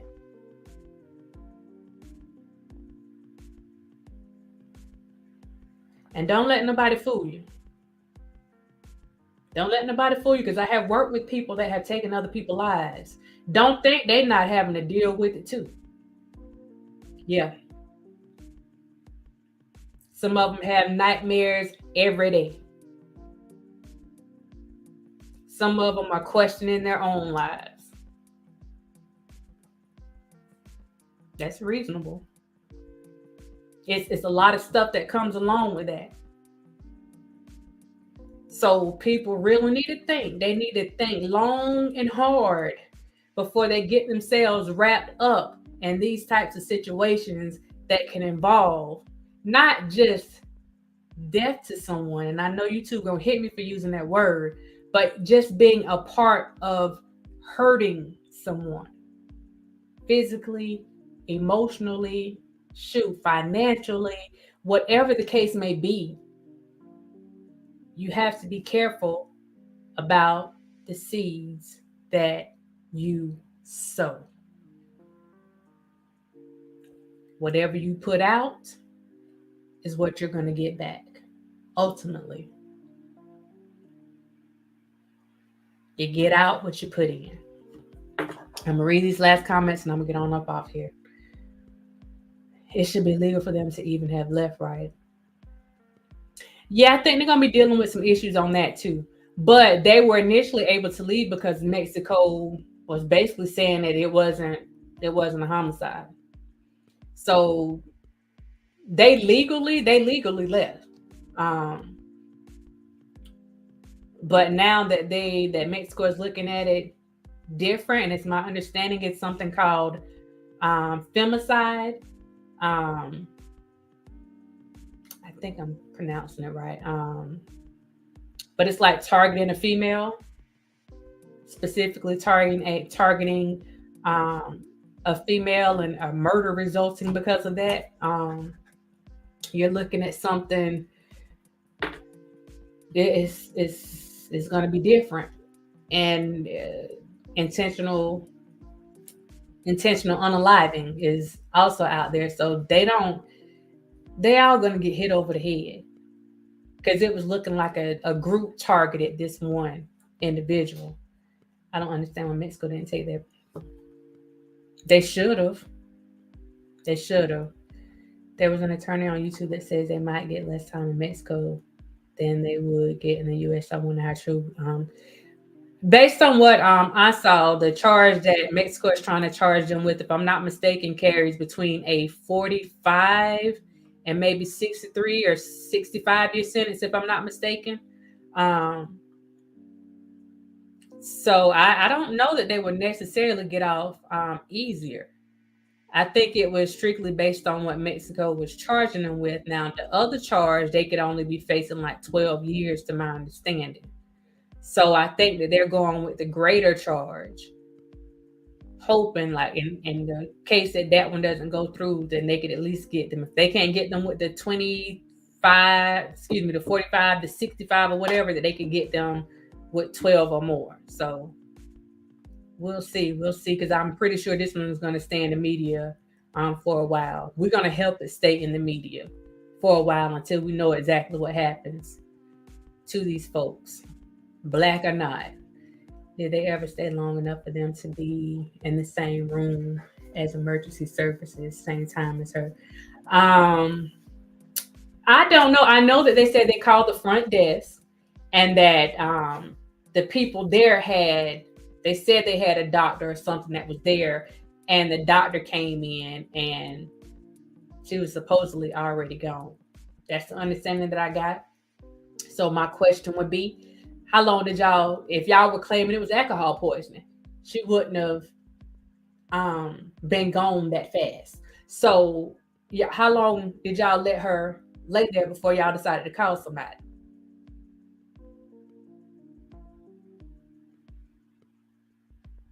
Like, either way they try to explain it, they were dead wrong. Literally dead wrong. So some people were there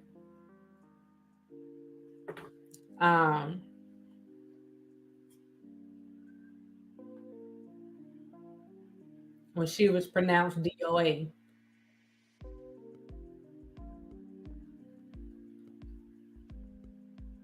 They said it happened 15 minutes after arrival. The understanding I got from the mom, they were there for a day, because they talked to the girl the day before. They talked to Shanquella the day before. I can't imagine thinking that was a good idea, even if it was alcohol poisoning. I might leave her. The father does want life. Here's the thing. If you think she had alcohol poisoning, right? You think she had alcohol poisoning. And then, are you trying to say she had alcohol poisoning before she got beat up? Or after? Because, I mean, y'all weren't there long. So if y'all thought that she was that intoxicated, and she could have been, which would explain why she wouldn't fight back. It would explain why she was naked. It could help explain why she was naked. So if that be the case, y'all just gonna beat up on her when she in a place where she can't defend herself? And we see her get hit in the head a couple times and then swung by the neck. That swing by the neck was enough to do damage to her based on her size. Because nobody's pointing out the fact that once in that first video, once she got swung down by the neck and was down on the floor and her head went down, she never picked her head back up. So for people that saying, no, that wasn't enough, she never picked her head back up. Understand, her mess was basically severed right there. So there was nothing that would allow her head to stay up. We saw her down like this after she got hit. We saw her head move a little bit. We never saw her head come back up, not in that video. Now in this other video, they're saying this other girl did some stuff to her, and then she stopped moving, period. But no one can say that when she got that stuff done by the first girl. And I want to show the video, but I don't want to go and traumatize anybody. But when that girl slung her down that first time by the head, and her head kind of snapped towards the bed, I actually think that's where the first injury happened. But that's my opinion. I actually think that was where the first injury happened, the way that her head went down, because she never lifted her head back up. Just my opinion.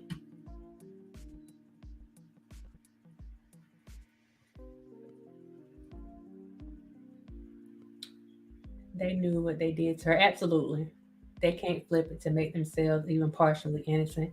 Now, the writers, I heard it was the maid that cleaned the Airbnb that found her. You might be right, 312. You might be right, because I do remember something about a maid. You might be right. But I remember that somebody came and they went and got the medical people from the Airbnb. So you might be right on that. I think you're right on that. I wonder who was there if some report said the maid found her. It was one of the guys that was supposed to be her friends. There's a video of him talking, saying that when she was down on the floor, that he just rubbed her head and was like playing soft music and just rubbing her head. Like, when did that happen? That was before y'all left her? Because they took her baggage home. They took her baggage home. Like, they just left her there. So y'all was she dead when y'all left her? Or was she just out? Was she just out and y'all left her there? Like, there is nothing about this that makes sense. There was no reason for them to leave her, period. Y'all see what I'm saying? So you just laid on the floor with her and just rubbed her head with some music. What the flip? It didn't cross your mind to call 911? Well, it might. Emergency services.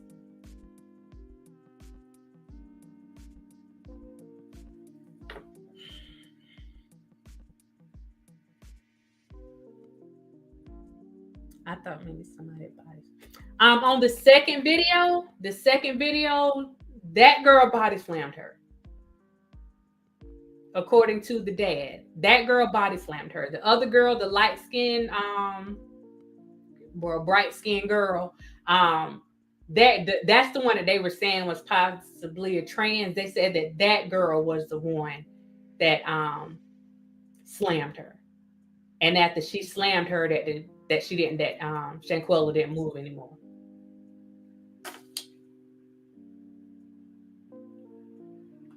Hey, boom boom. Okay, I see one person want to see the video. Anybody else want to see the video? I know they're gonna hit my channel for it, but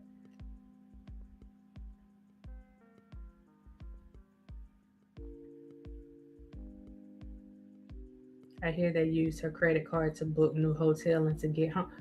Wow.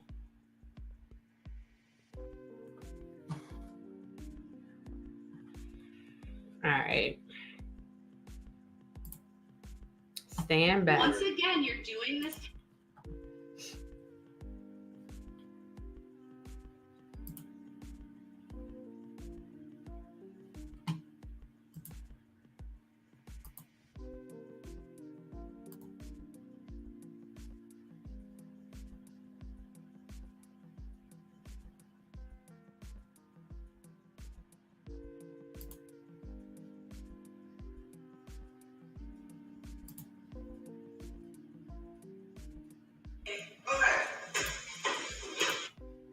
Good look, can you at least like that?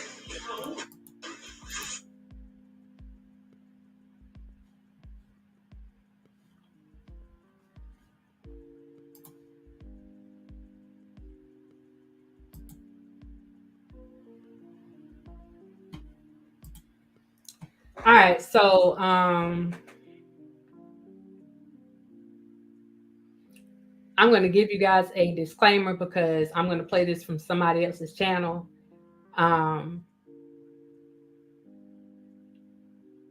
Light-skinned girl is from Greensboro. Okay, she is not trans, went to school with my kids. Okay. The mother says she is a woman. She's been knowing her for years.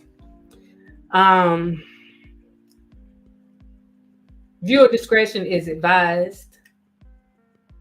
After I play this, I may have to go back and edit it out the video, but I'm gonna let you guys see it now.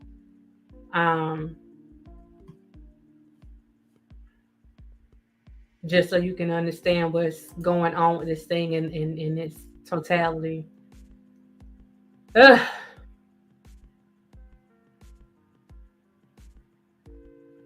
It's just a bunch of bull. It's really a bunch of bull.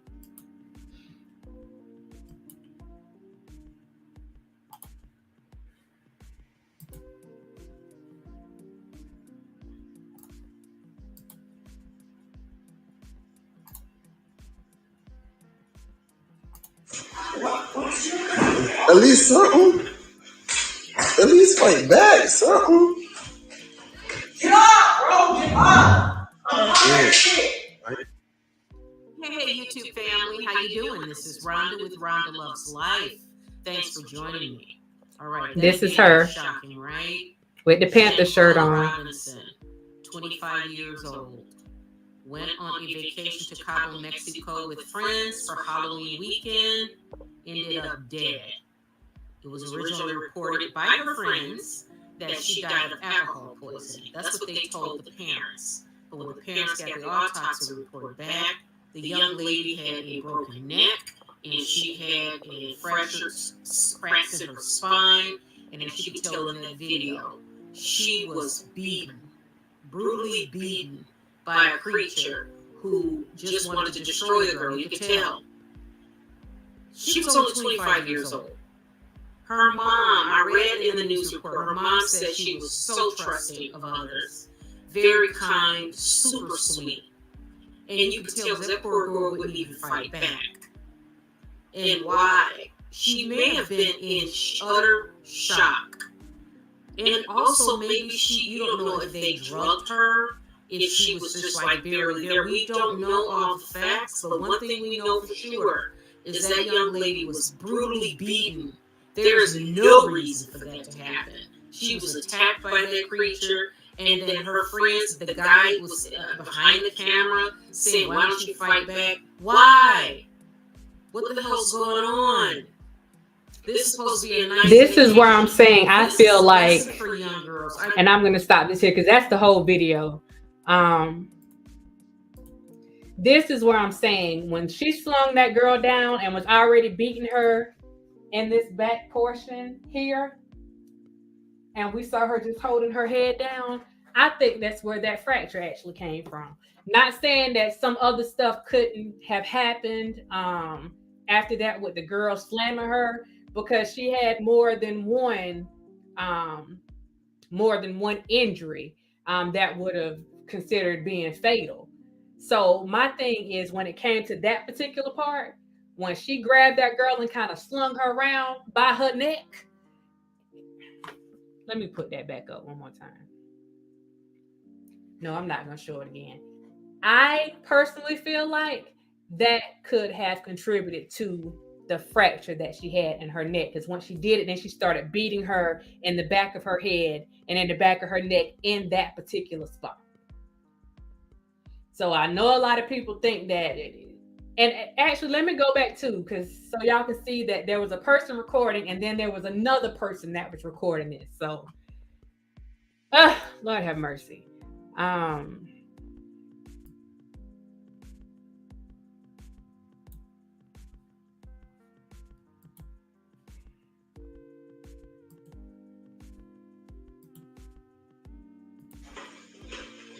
Can you at least fight back? All right, did y'all see that?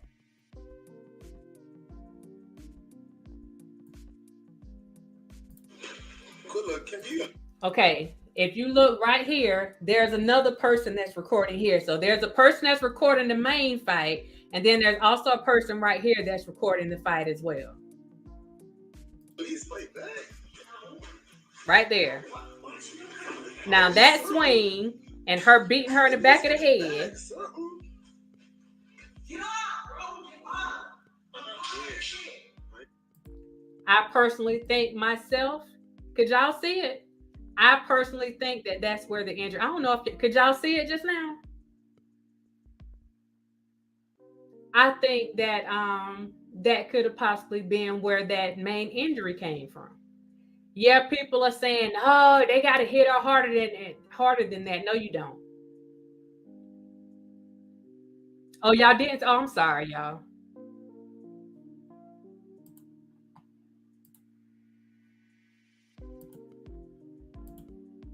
And I'm showing y'all the screen, and so let me take it back.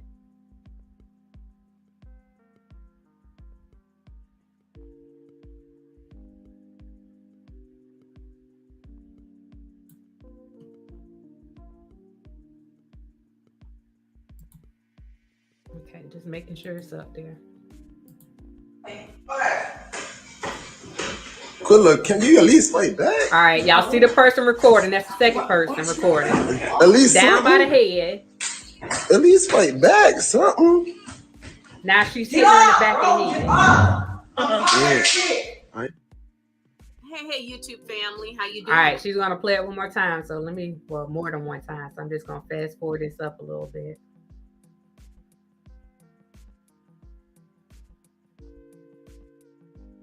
So you can see it again from the beginning.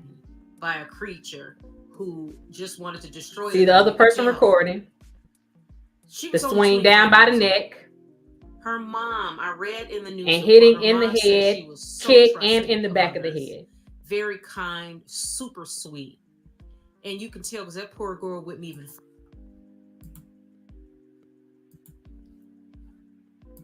So this is why I'm saying that I believe that that first young lady, yep, the young lady was still moving. Shanquella was still moving, but that looks like attempted murder to me. You contributed to her death. We're not going to just put it on one person. And that was another thing that came up, that there was some, like some of the other ones were coming out because they didn't think it was fair that they were being blamed when some of the other ones had something to do with it. And that's usually how stuff works, okay? No, you're not going to blame me. I'm not going to get in trouble. If I'm going down, the rest of y'all going down. So they coming out like Nino, right? If I'm going down, I'm taking everybody down with me. So they said allegedly that she got her hits in and she released the recording because she was scared. They had the nerve to go to her mother's home knowing they... Right. Slam her. Why isn't that video out there? Either way, they all need you. Right, Queen Keish. Right. Like I said, there's a second video.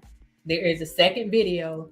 And it's basically, you know, people trying to show, look, such and such did something too. So you got two people videoing, two that are actually videoing this crime taking place and not doing anything. And this not like some innocent bystanders that don't know what's going on and who the people are. Y'all are active participants in this thing. Y'all are accomplices. And I had the nerve to tell the girl to fight back. Come on, at least fight back, instead of telling the girl that was beating on her to stop hitting her. What kind of mess was that? That's what I'm listening for. Stop hitting that girl. Why you hitting that girl? And then, come on, at least hit her back. What? And you hear the girl say no, because she didn't want to fight. At least hit her back. Huh?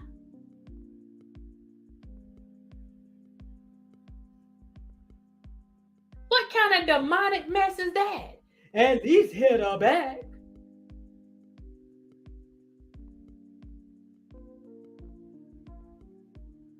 This not like, y'all know parents when the child come home and they keep getting beat up by the same person over and over again. You know, you have some parents to take their kids to that other child, like, here, now y'all fight one-on-one. You fight. You got parents that did that, but they had control. Like, okay, if you start getting my child too much, I'm gonna go ahead and break this up. I just wanted you to stand and fight for yourself, but we're gonna go ahead and break this up. This was not that. Nobody tried to break it up.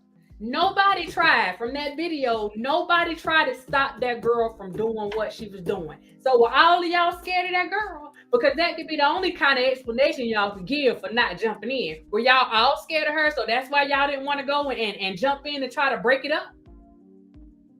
What? Oh, we were scared. All of y'all? What could that girl have possibly done to y'all for y'all to stand there and watch that happen?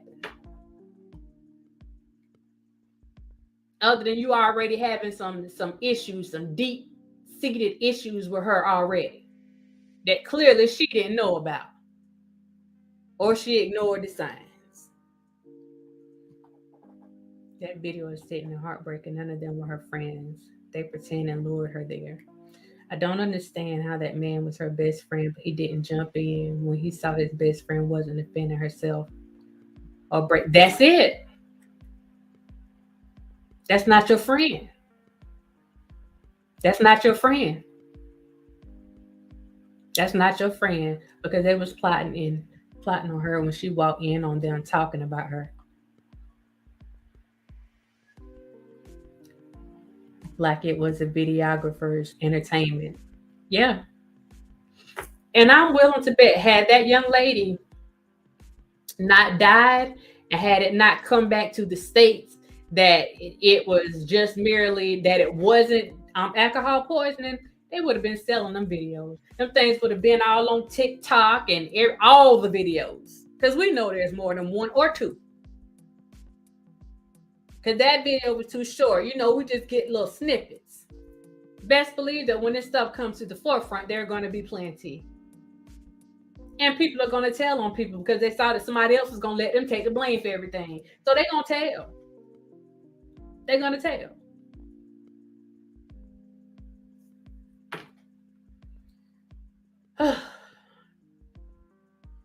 I think they set that up long time before going. It's a possibility. It's a possibility, and that's sad.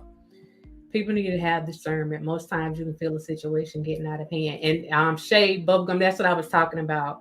When you feel that something is not right, and that's what I'm saying. To those that like to get their little sip on, or like to smoke a little bit, y'all tell me, how comfortable are y'all doing certain things around? It's one thing if you're not going to get tipsy or whatever, but if you know that you're going to have a good time, you're going to get tipsy, how comfortable are you around people that you don't really trust like that?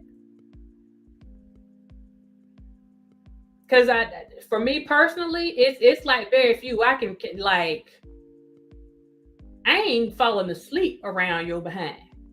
Because I know that you got some ill feelings toward me. So I ain't dozing off. I ain't taking a nod. No.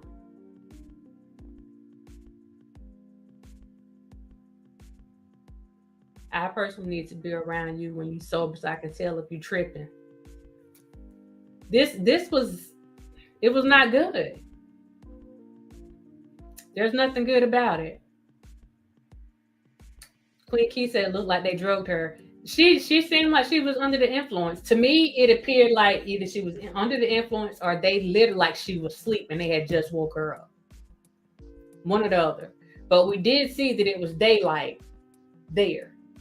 So that's one thing we did. So it wasn't like late at night when this happened. So did they pull out the shower? It was suggested that she was in the bed sleep naked like that and they pulled her out the bed. I don't know. But I know that with all those people in there, she wasn't just casually walking around that room naked. Unless there was some other stuff going on that we just don't know about, you know, and that's just how they did it because other people appeared to have their clothes on. The girl that was fighting her had her clothes on. So I'm still waiting on an explanation on that. Explain to the family why she didn't have any clothes on.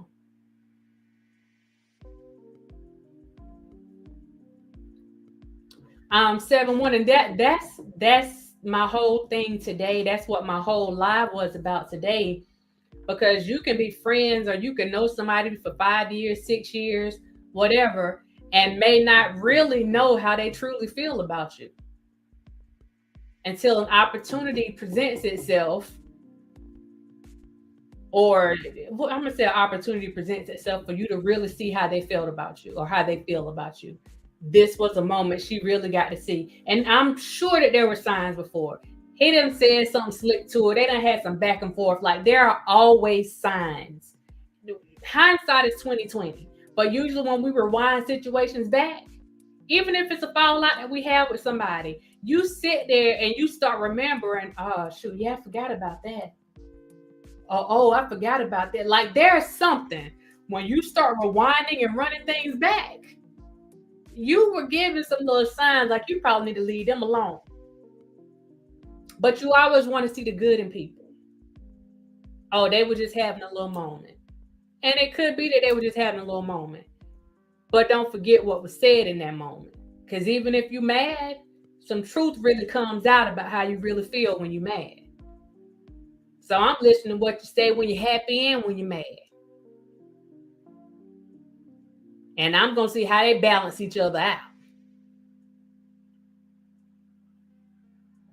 Y'all see what I'm saying? Because 5 years, you done had some back and forth. I mean, it don't have to be that you hate each other, but you done had some back and forth. So you really think about what was said.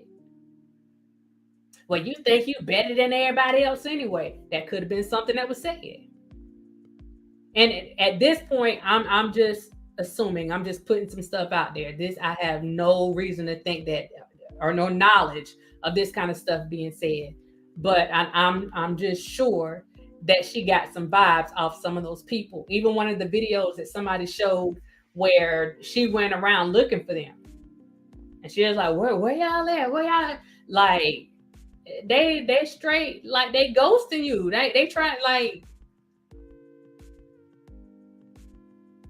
you get vibes off people. Even like their slick comments. Exactly. The truth, it'll be sitting in the joke. They come up with a little slick comment. You be like, okay. Yeah, I see you. Uh-huh. You funny though. Yeah, I know how to deal with you. That's what I'm thinking in my head. Yeah, I know how to deal with you. I'm gonna handle you with a long handle spoon till I get my tail home. It ain't fooling with you at all. They can switch up. You just gotta pay attention. I think she was asleep. She may sleep naked. There's a video where she said, how long does it take to get naked? Because they were going swimming. That's the same video, actually. That's the same video. And she walked around looking for him. Just my opinion. What's up, Big Red? I think they were all supposed to get naked, maybe skinny dip or something, because she said it doesn't take that long to get naked. That's the same video, y'all. That's the one I'm talking about. That's the exact one.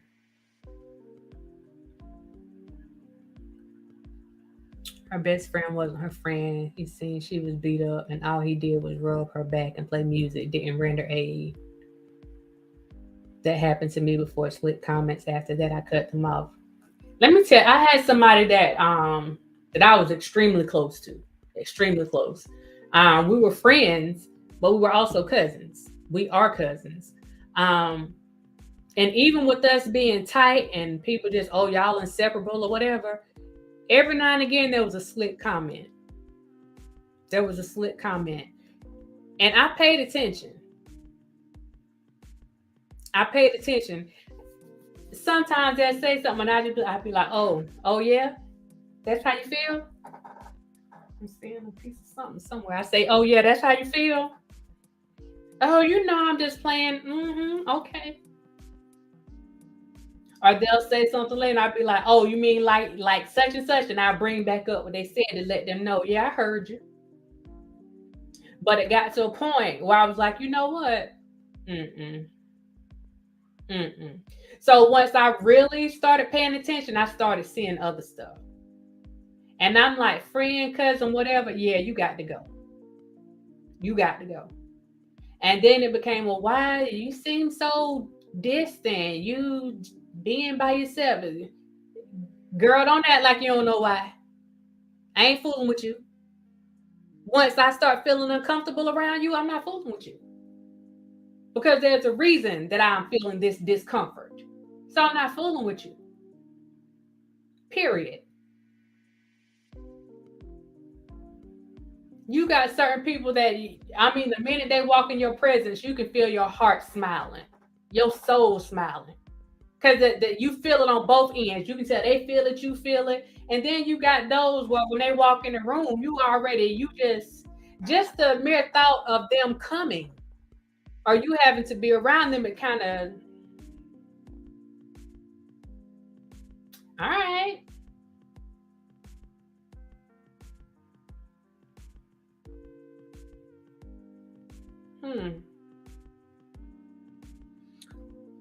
Or if you got people that are hanging around or they're coming on a trip, because we do a lot of trips. They're coming on a trip and you have to do a disclaimer before the trip. Like, all right, you know how she is. When she say this, just overlook it.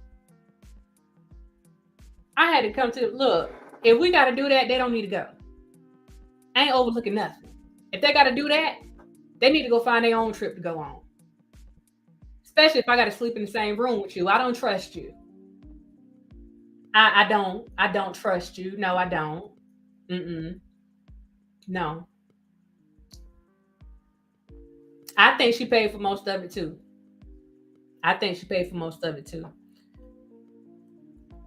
When they get mad, that's how they really feel. I think so too. Some people don't know how to joke without talking ish. I don't like people like that.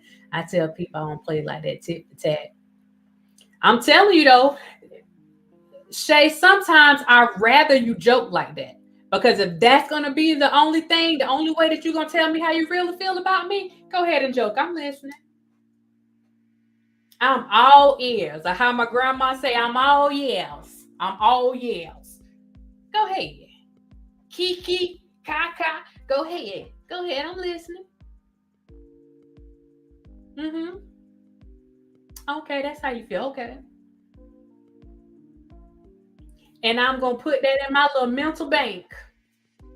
I'm going to put that in my mental bank so I know how to handle you. You have been thrown off the island, okay? This is survival. You have been thrown off the island. My island, you thrown off. You got to leave here. I don't care where you go, but you got to go.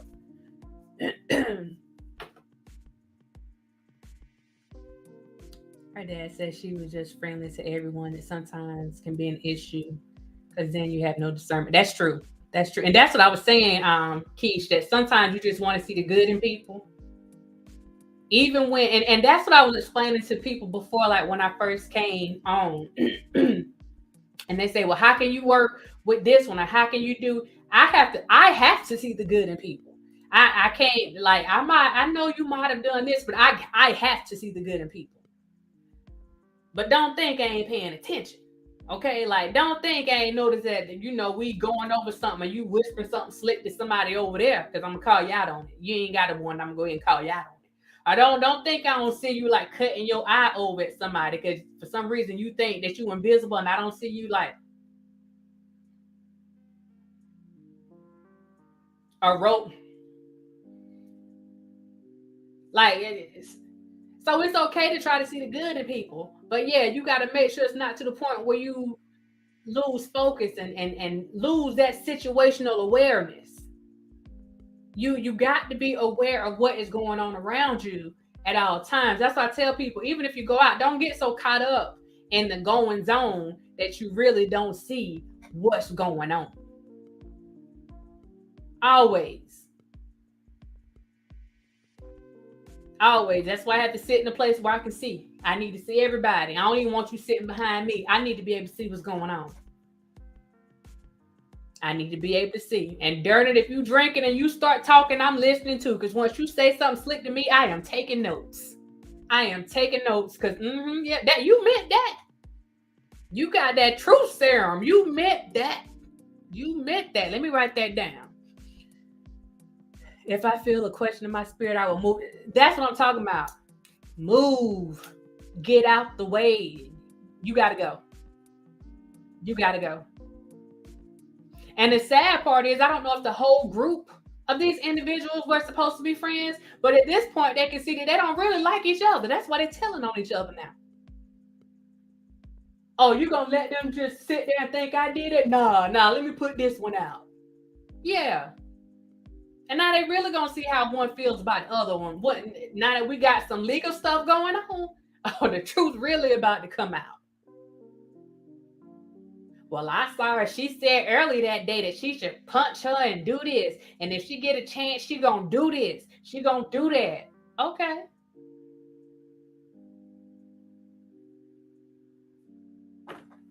It's reaping season. It's reaping season. Know that. She was raised with a heart of gold. It's sad to say, cost her life. Trust the wrong people. The trick is let them talk. Absolutely. Let them talk. Let them talk. I can tell you, me personally, I have mastered that. But why you ain't go and say that you didn't go after such and such? Oh, I'm listening. I heard what they said. I'm listening. I'll decide what I need to respond to, but don't think I ain't listening. If it's important enough, I'll respond. If not, you told me how you feel. I know to stay out your way. Other than that, there's nothing else to be said. I don't know you. You don't know me. So I don't have no problem staying out your way. I was never in your way, as a matter of fact, you know. You just looked around the corner and saw that I was there. I was never in your way. So go ahead. You got to, child. Go ahead. How my mama say, they gonna talk about you. Y'all know, the older people, they talked about Jesus. What make you think they ain't gonna talk about you? Let them talk, child, so you can know exactly how they feel about you. Like, go ahead. Them slick comments lead to next stealing from you, then next hurting you, to then sleeping with. That go back to you lie, you steal, you cheat, you kill. There it is.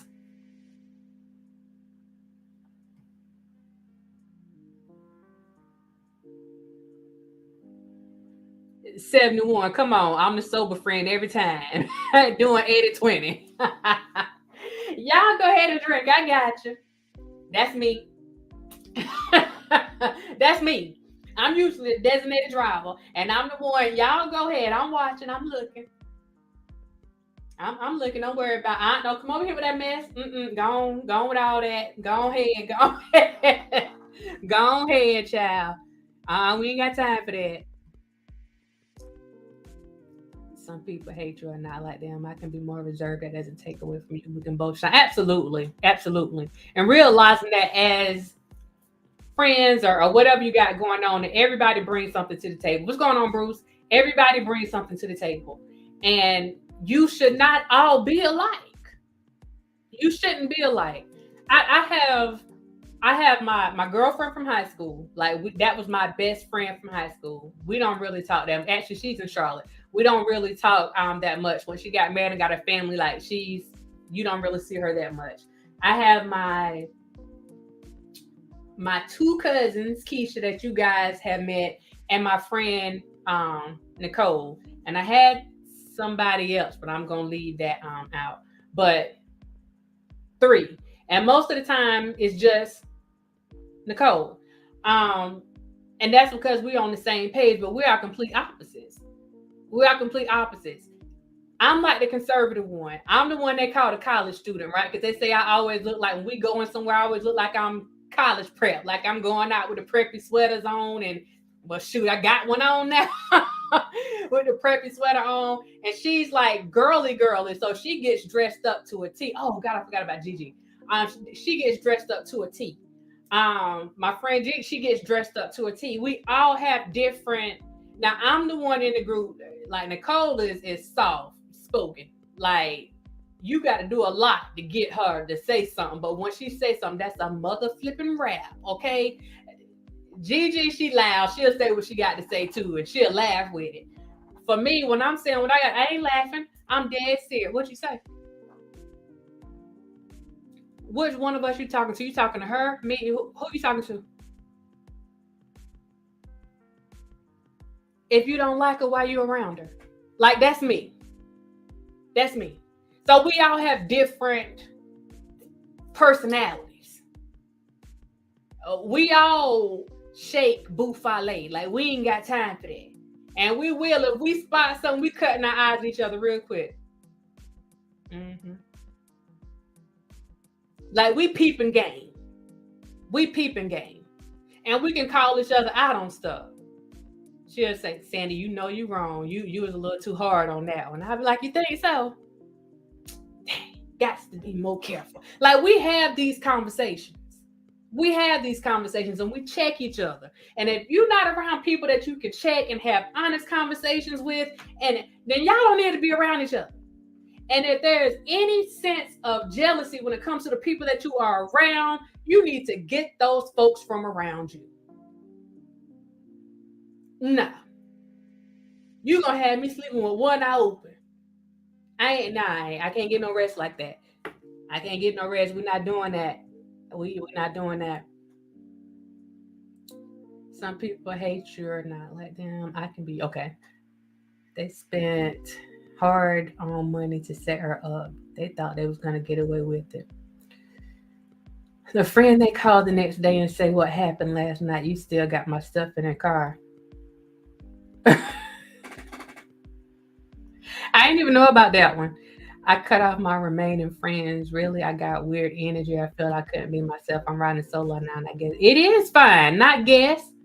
It is fine. It's fine. I'm telling y'all, if you're getting a bad vibe from somebody, if you don't feel comfortable when you are around them, there's a reason why. Don't ignore that reason. It doesn't matter how long you have been knowing somebody.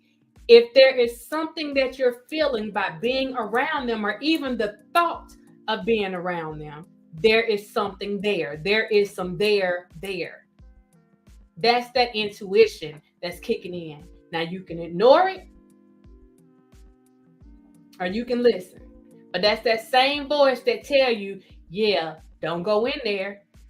Remember your mama told you not to go in there, and you go in there anyway, and then something happened and you sitting there saying, I should have listened to my mama.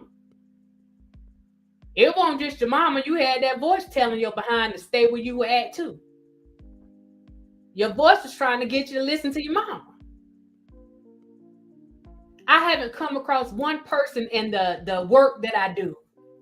When we have this conversation, tell me one of y'all in here that can say that you didn't have a voice in your head telling you not to do what you were doing. And I've never had one say that they didn't.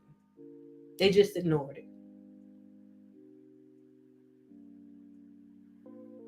And then you have nobody to blame but yourself, because you were given the opportunity to utilize that discernment that was there, and you just chose to overlook it. You might have been blindsided by the glitz, the glamour, whatever they had going on.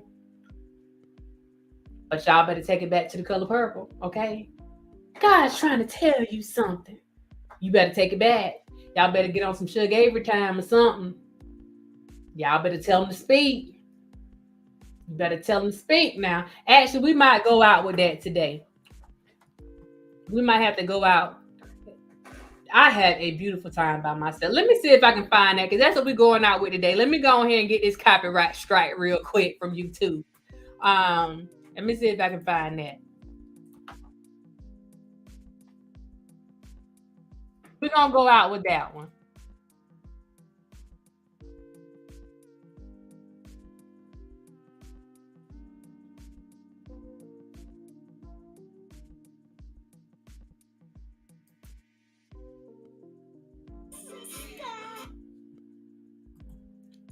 We're going out with it. I'm sorry, not sorry.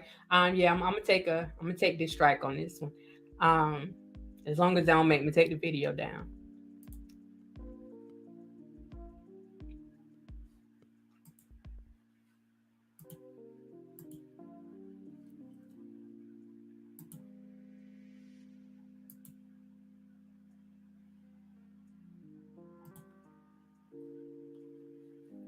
Hold on, let me turn my little background music down for a minute.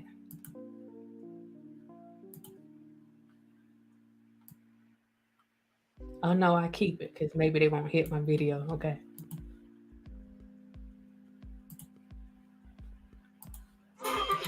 You said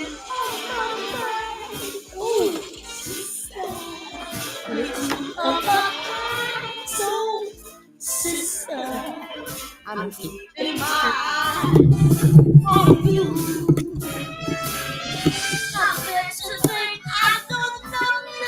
All of us been in prodigal children one time or another. And I tell you, children, it's possible for the Lord to drive you home. And he can drive you home to truth.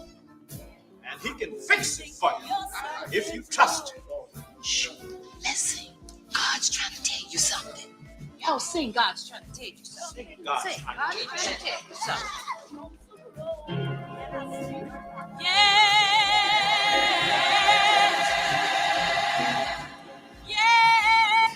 So let me tell you something.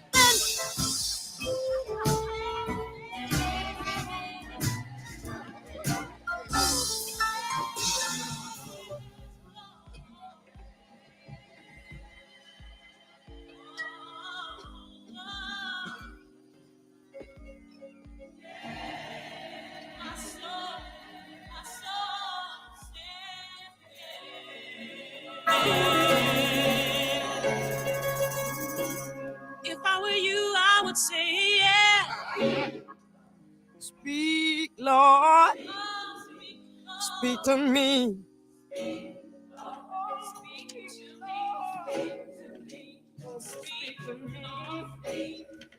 I was so blind.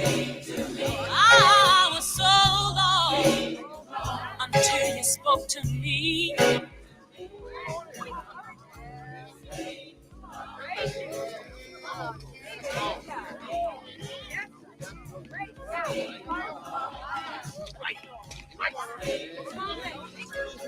My soul.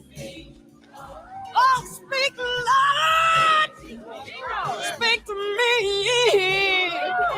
Speak, my Lord. Yeah, speak to me. Ooh, I love you, Lord. Speak, my soul. Yeah. Wonder why. Well, maybe God's trying to tell you something. Oh, proud now. Something's gone wrong. Maybe God.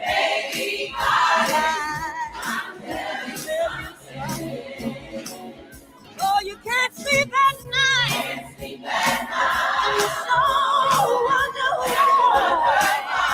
Maybe God. Lord's trying to tell you something. Maybe God is trying to tell you something. Maybe God is right. I hear you, Lord. I hear you, Lord. Maybe God is right now.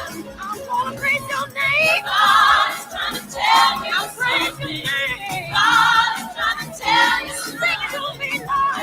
I'm trying to tell you something. Right now, right now, right now. Oh, God. God's trying to tell you. Thank you, God. God's trying to tell you. Maybe God. God's trying to tell you something right now.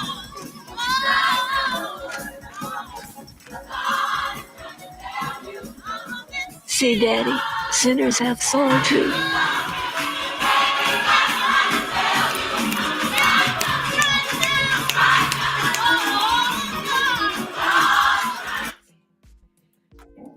Okay. All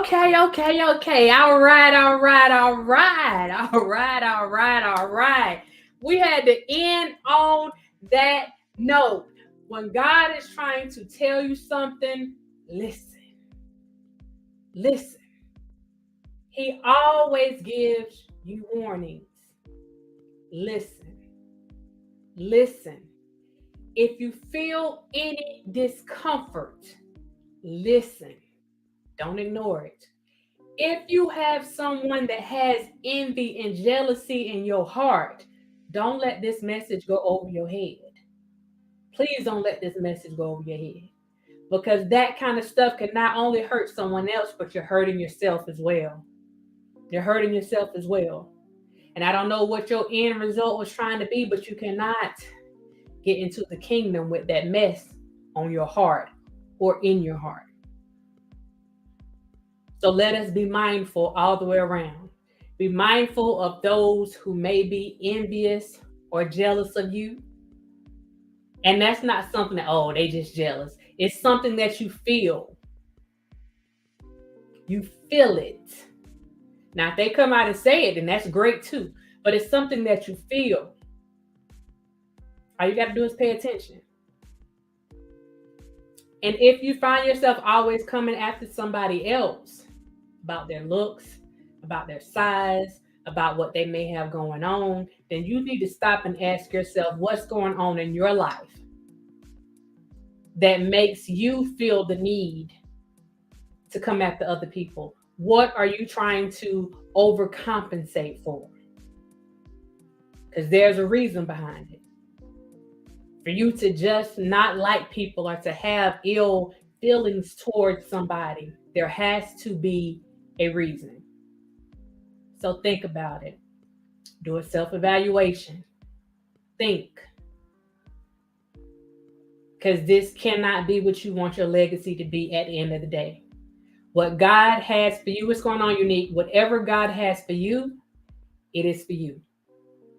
If he didn't give it to you, then you weren't meant to have it, at least not at this time. That doesn't mean that you will never have it. This means it's not your time. It's not your season. So you keep continuing to do, and if you're not doing it, do what you're supposed to do. Despite the fact that you may not have exactly what you want. But covet not anyone else's blessings. Don't worry about what other people got going on. That was their blessing.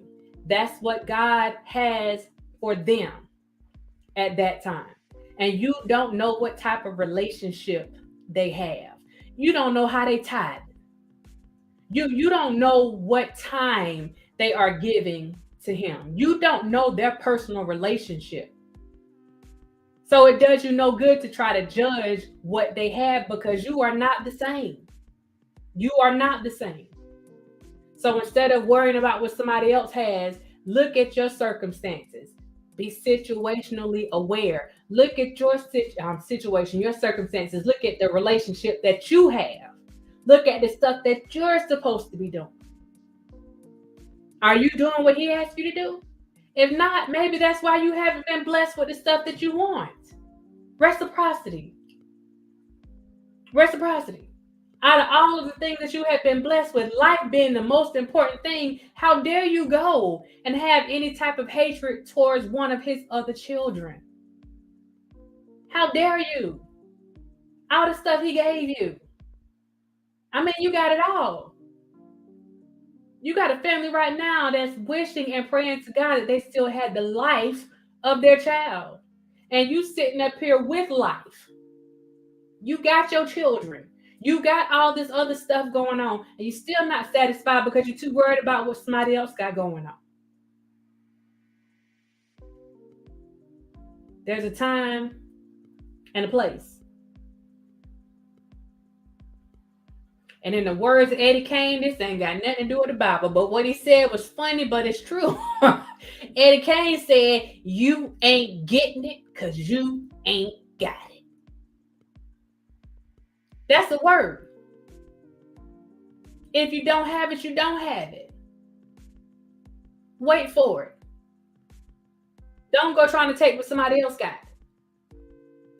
That was for them.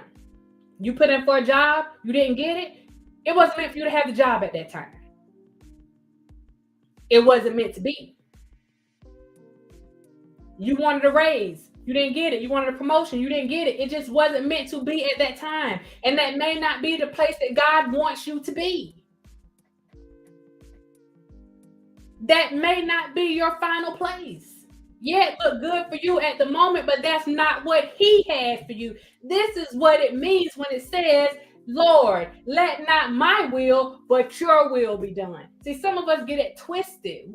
We get it all discombobulated. It's not about what you want at the end of the day. It's about what he wants. And if this is what he blesses you with, then be blessed. If this is not what you have been blessed with at this time, then be grateful for the things that you have. That gratefulness, oh my, that gratefulness, when he sees that you are grateful for the things that he has given you, he don't mind giving you other stuff. Blessings overflow. They will overflow. But when you sitting up here being jealous or envious of what somebody else got going on, you're going to sit and stew in whatever you got. And he going to let you sit and stew in it. Overcooked and everything. Just stewing. Just stewing. Guys, I hope you got something out of this. I did not mean to stay on here this long. I promise I did not mean to stay on here this long.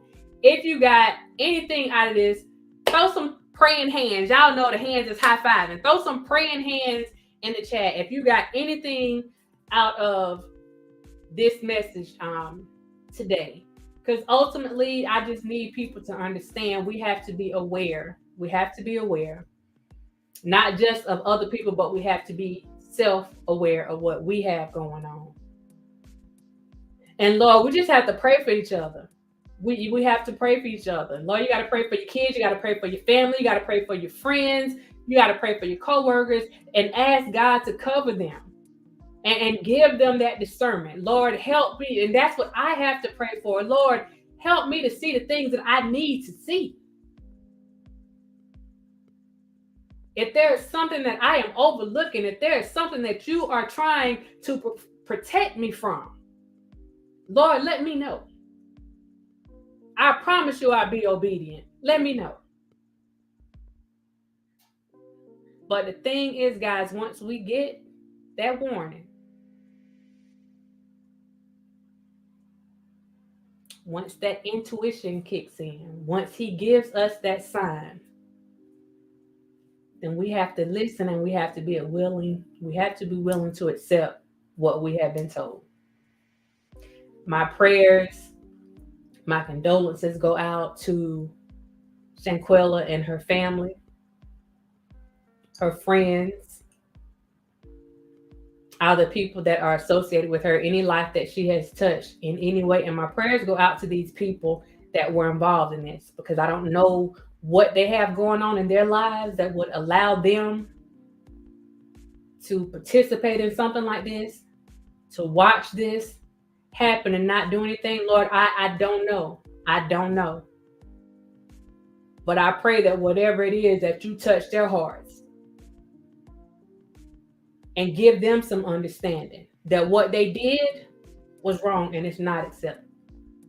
It's absolutely, positively not acceptable. Whew. With that being said, I appreciate you guys watching. Again, I hope you got something out of this. If you have not liked the video, I know I forgot to say that. If you have not liked the video, then make sure you hit like on the way out. Share the video.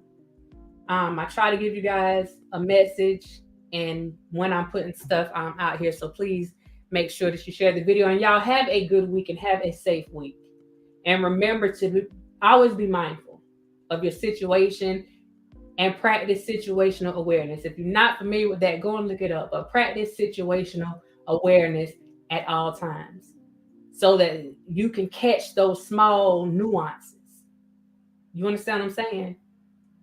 That may be crucial to your survival overall. Y'all take care. Have a safe week. If you haven't subscribed to the channel, please subscribe. And y'all, again, have a blessed and a safe week. Deuces.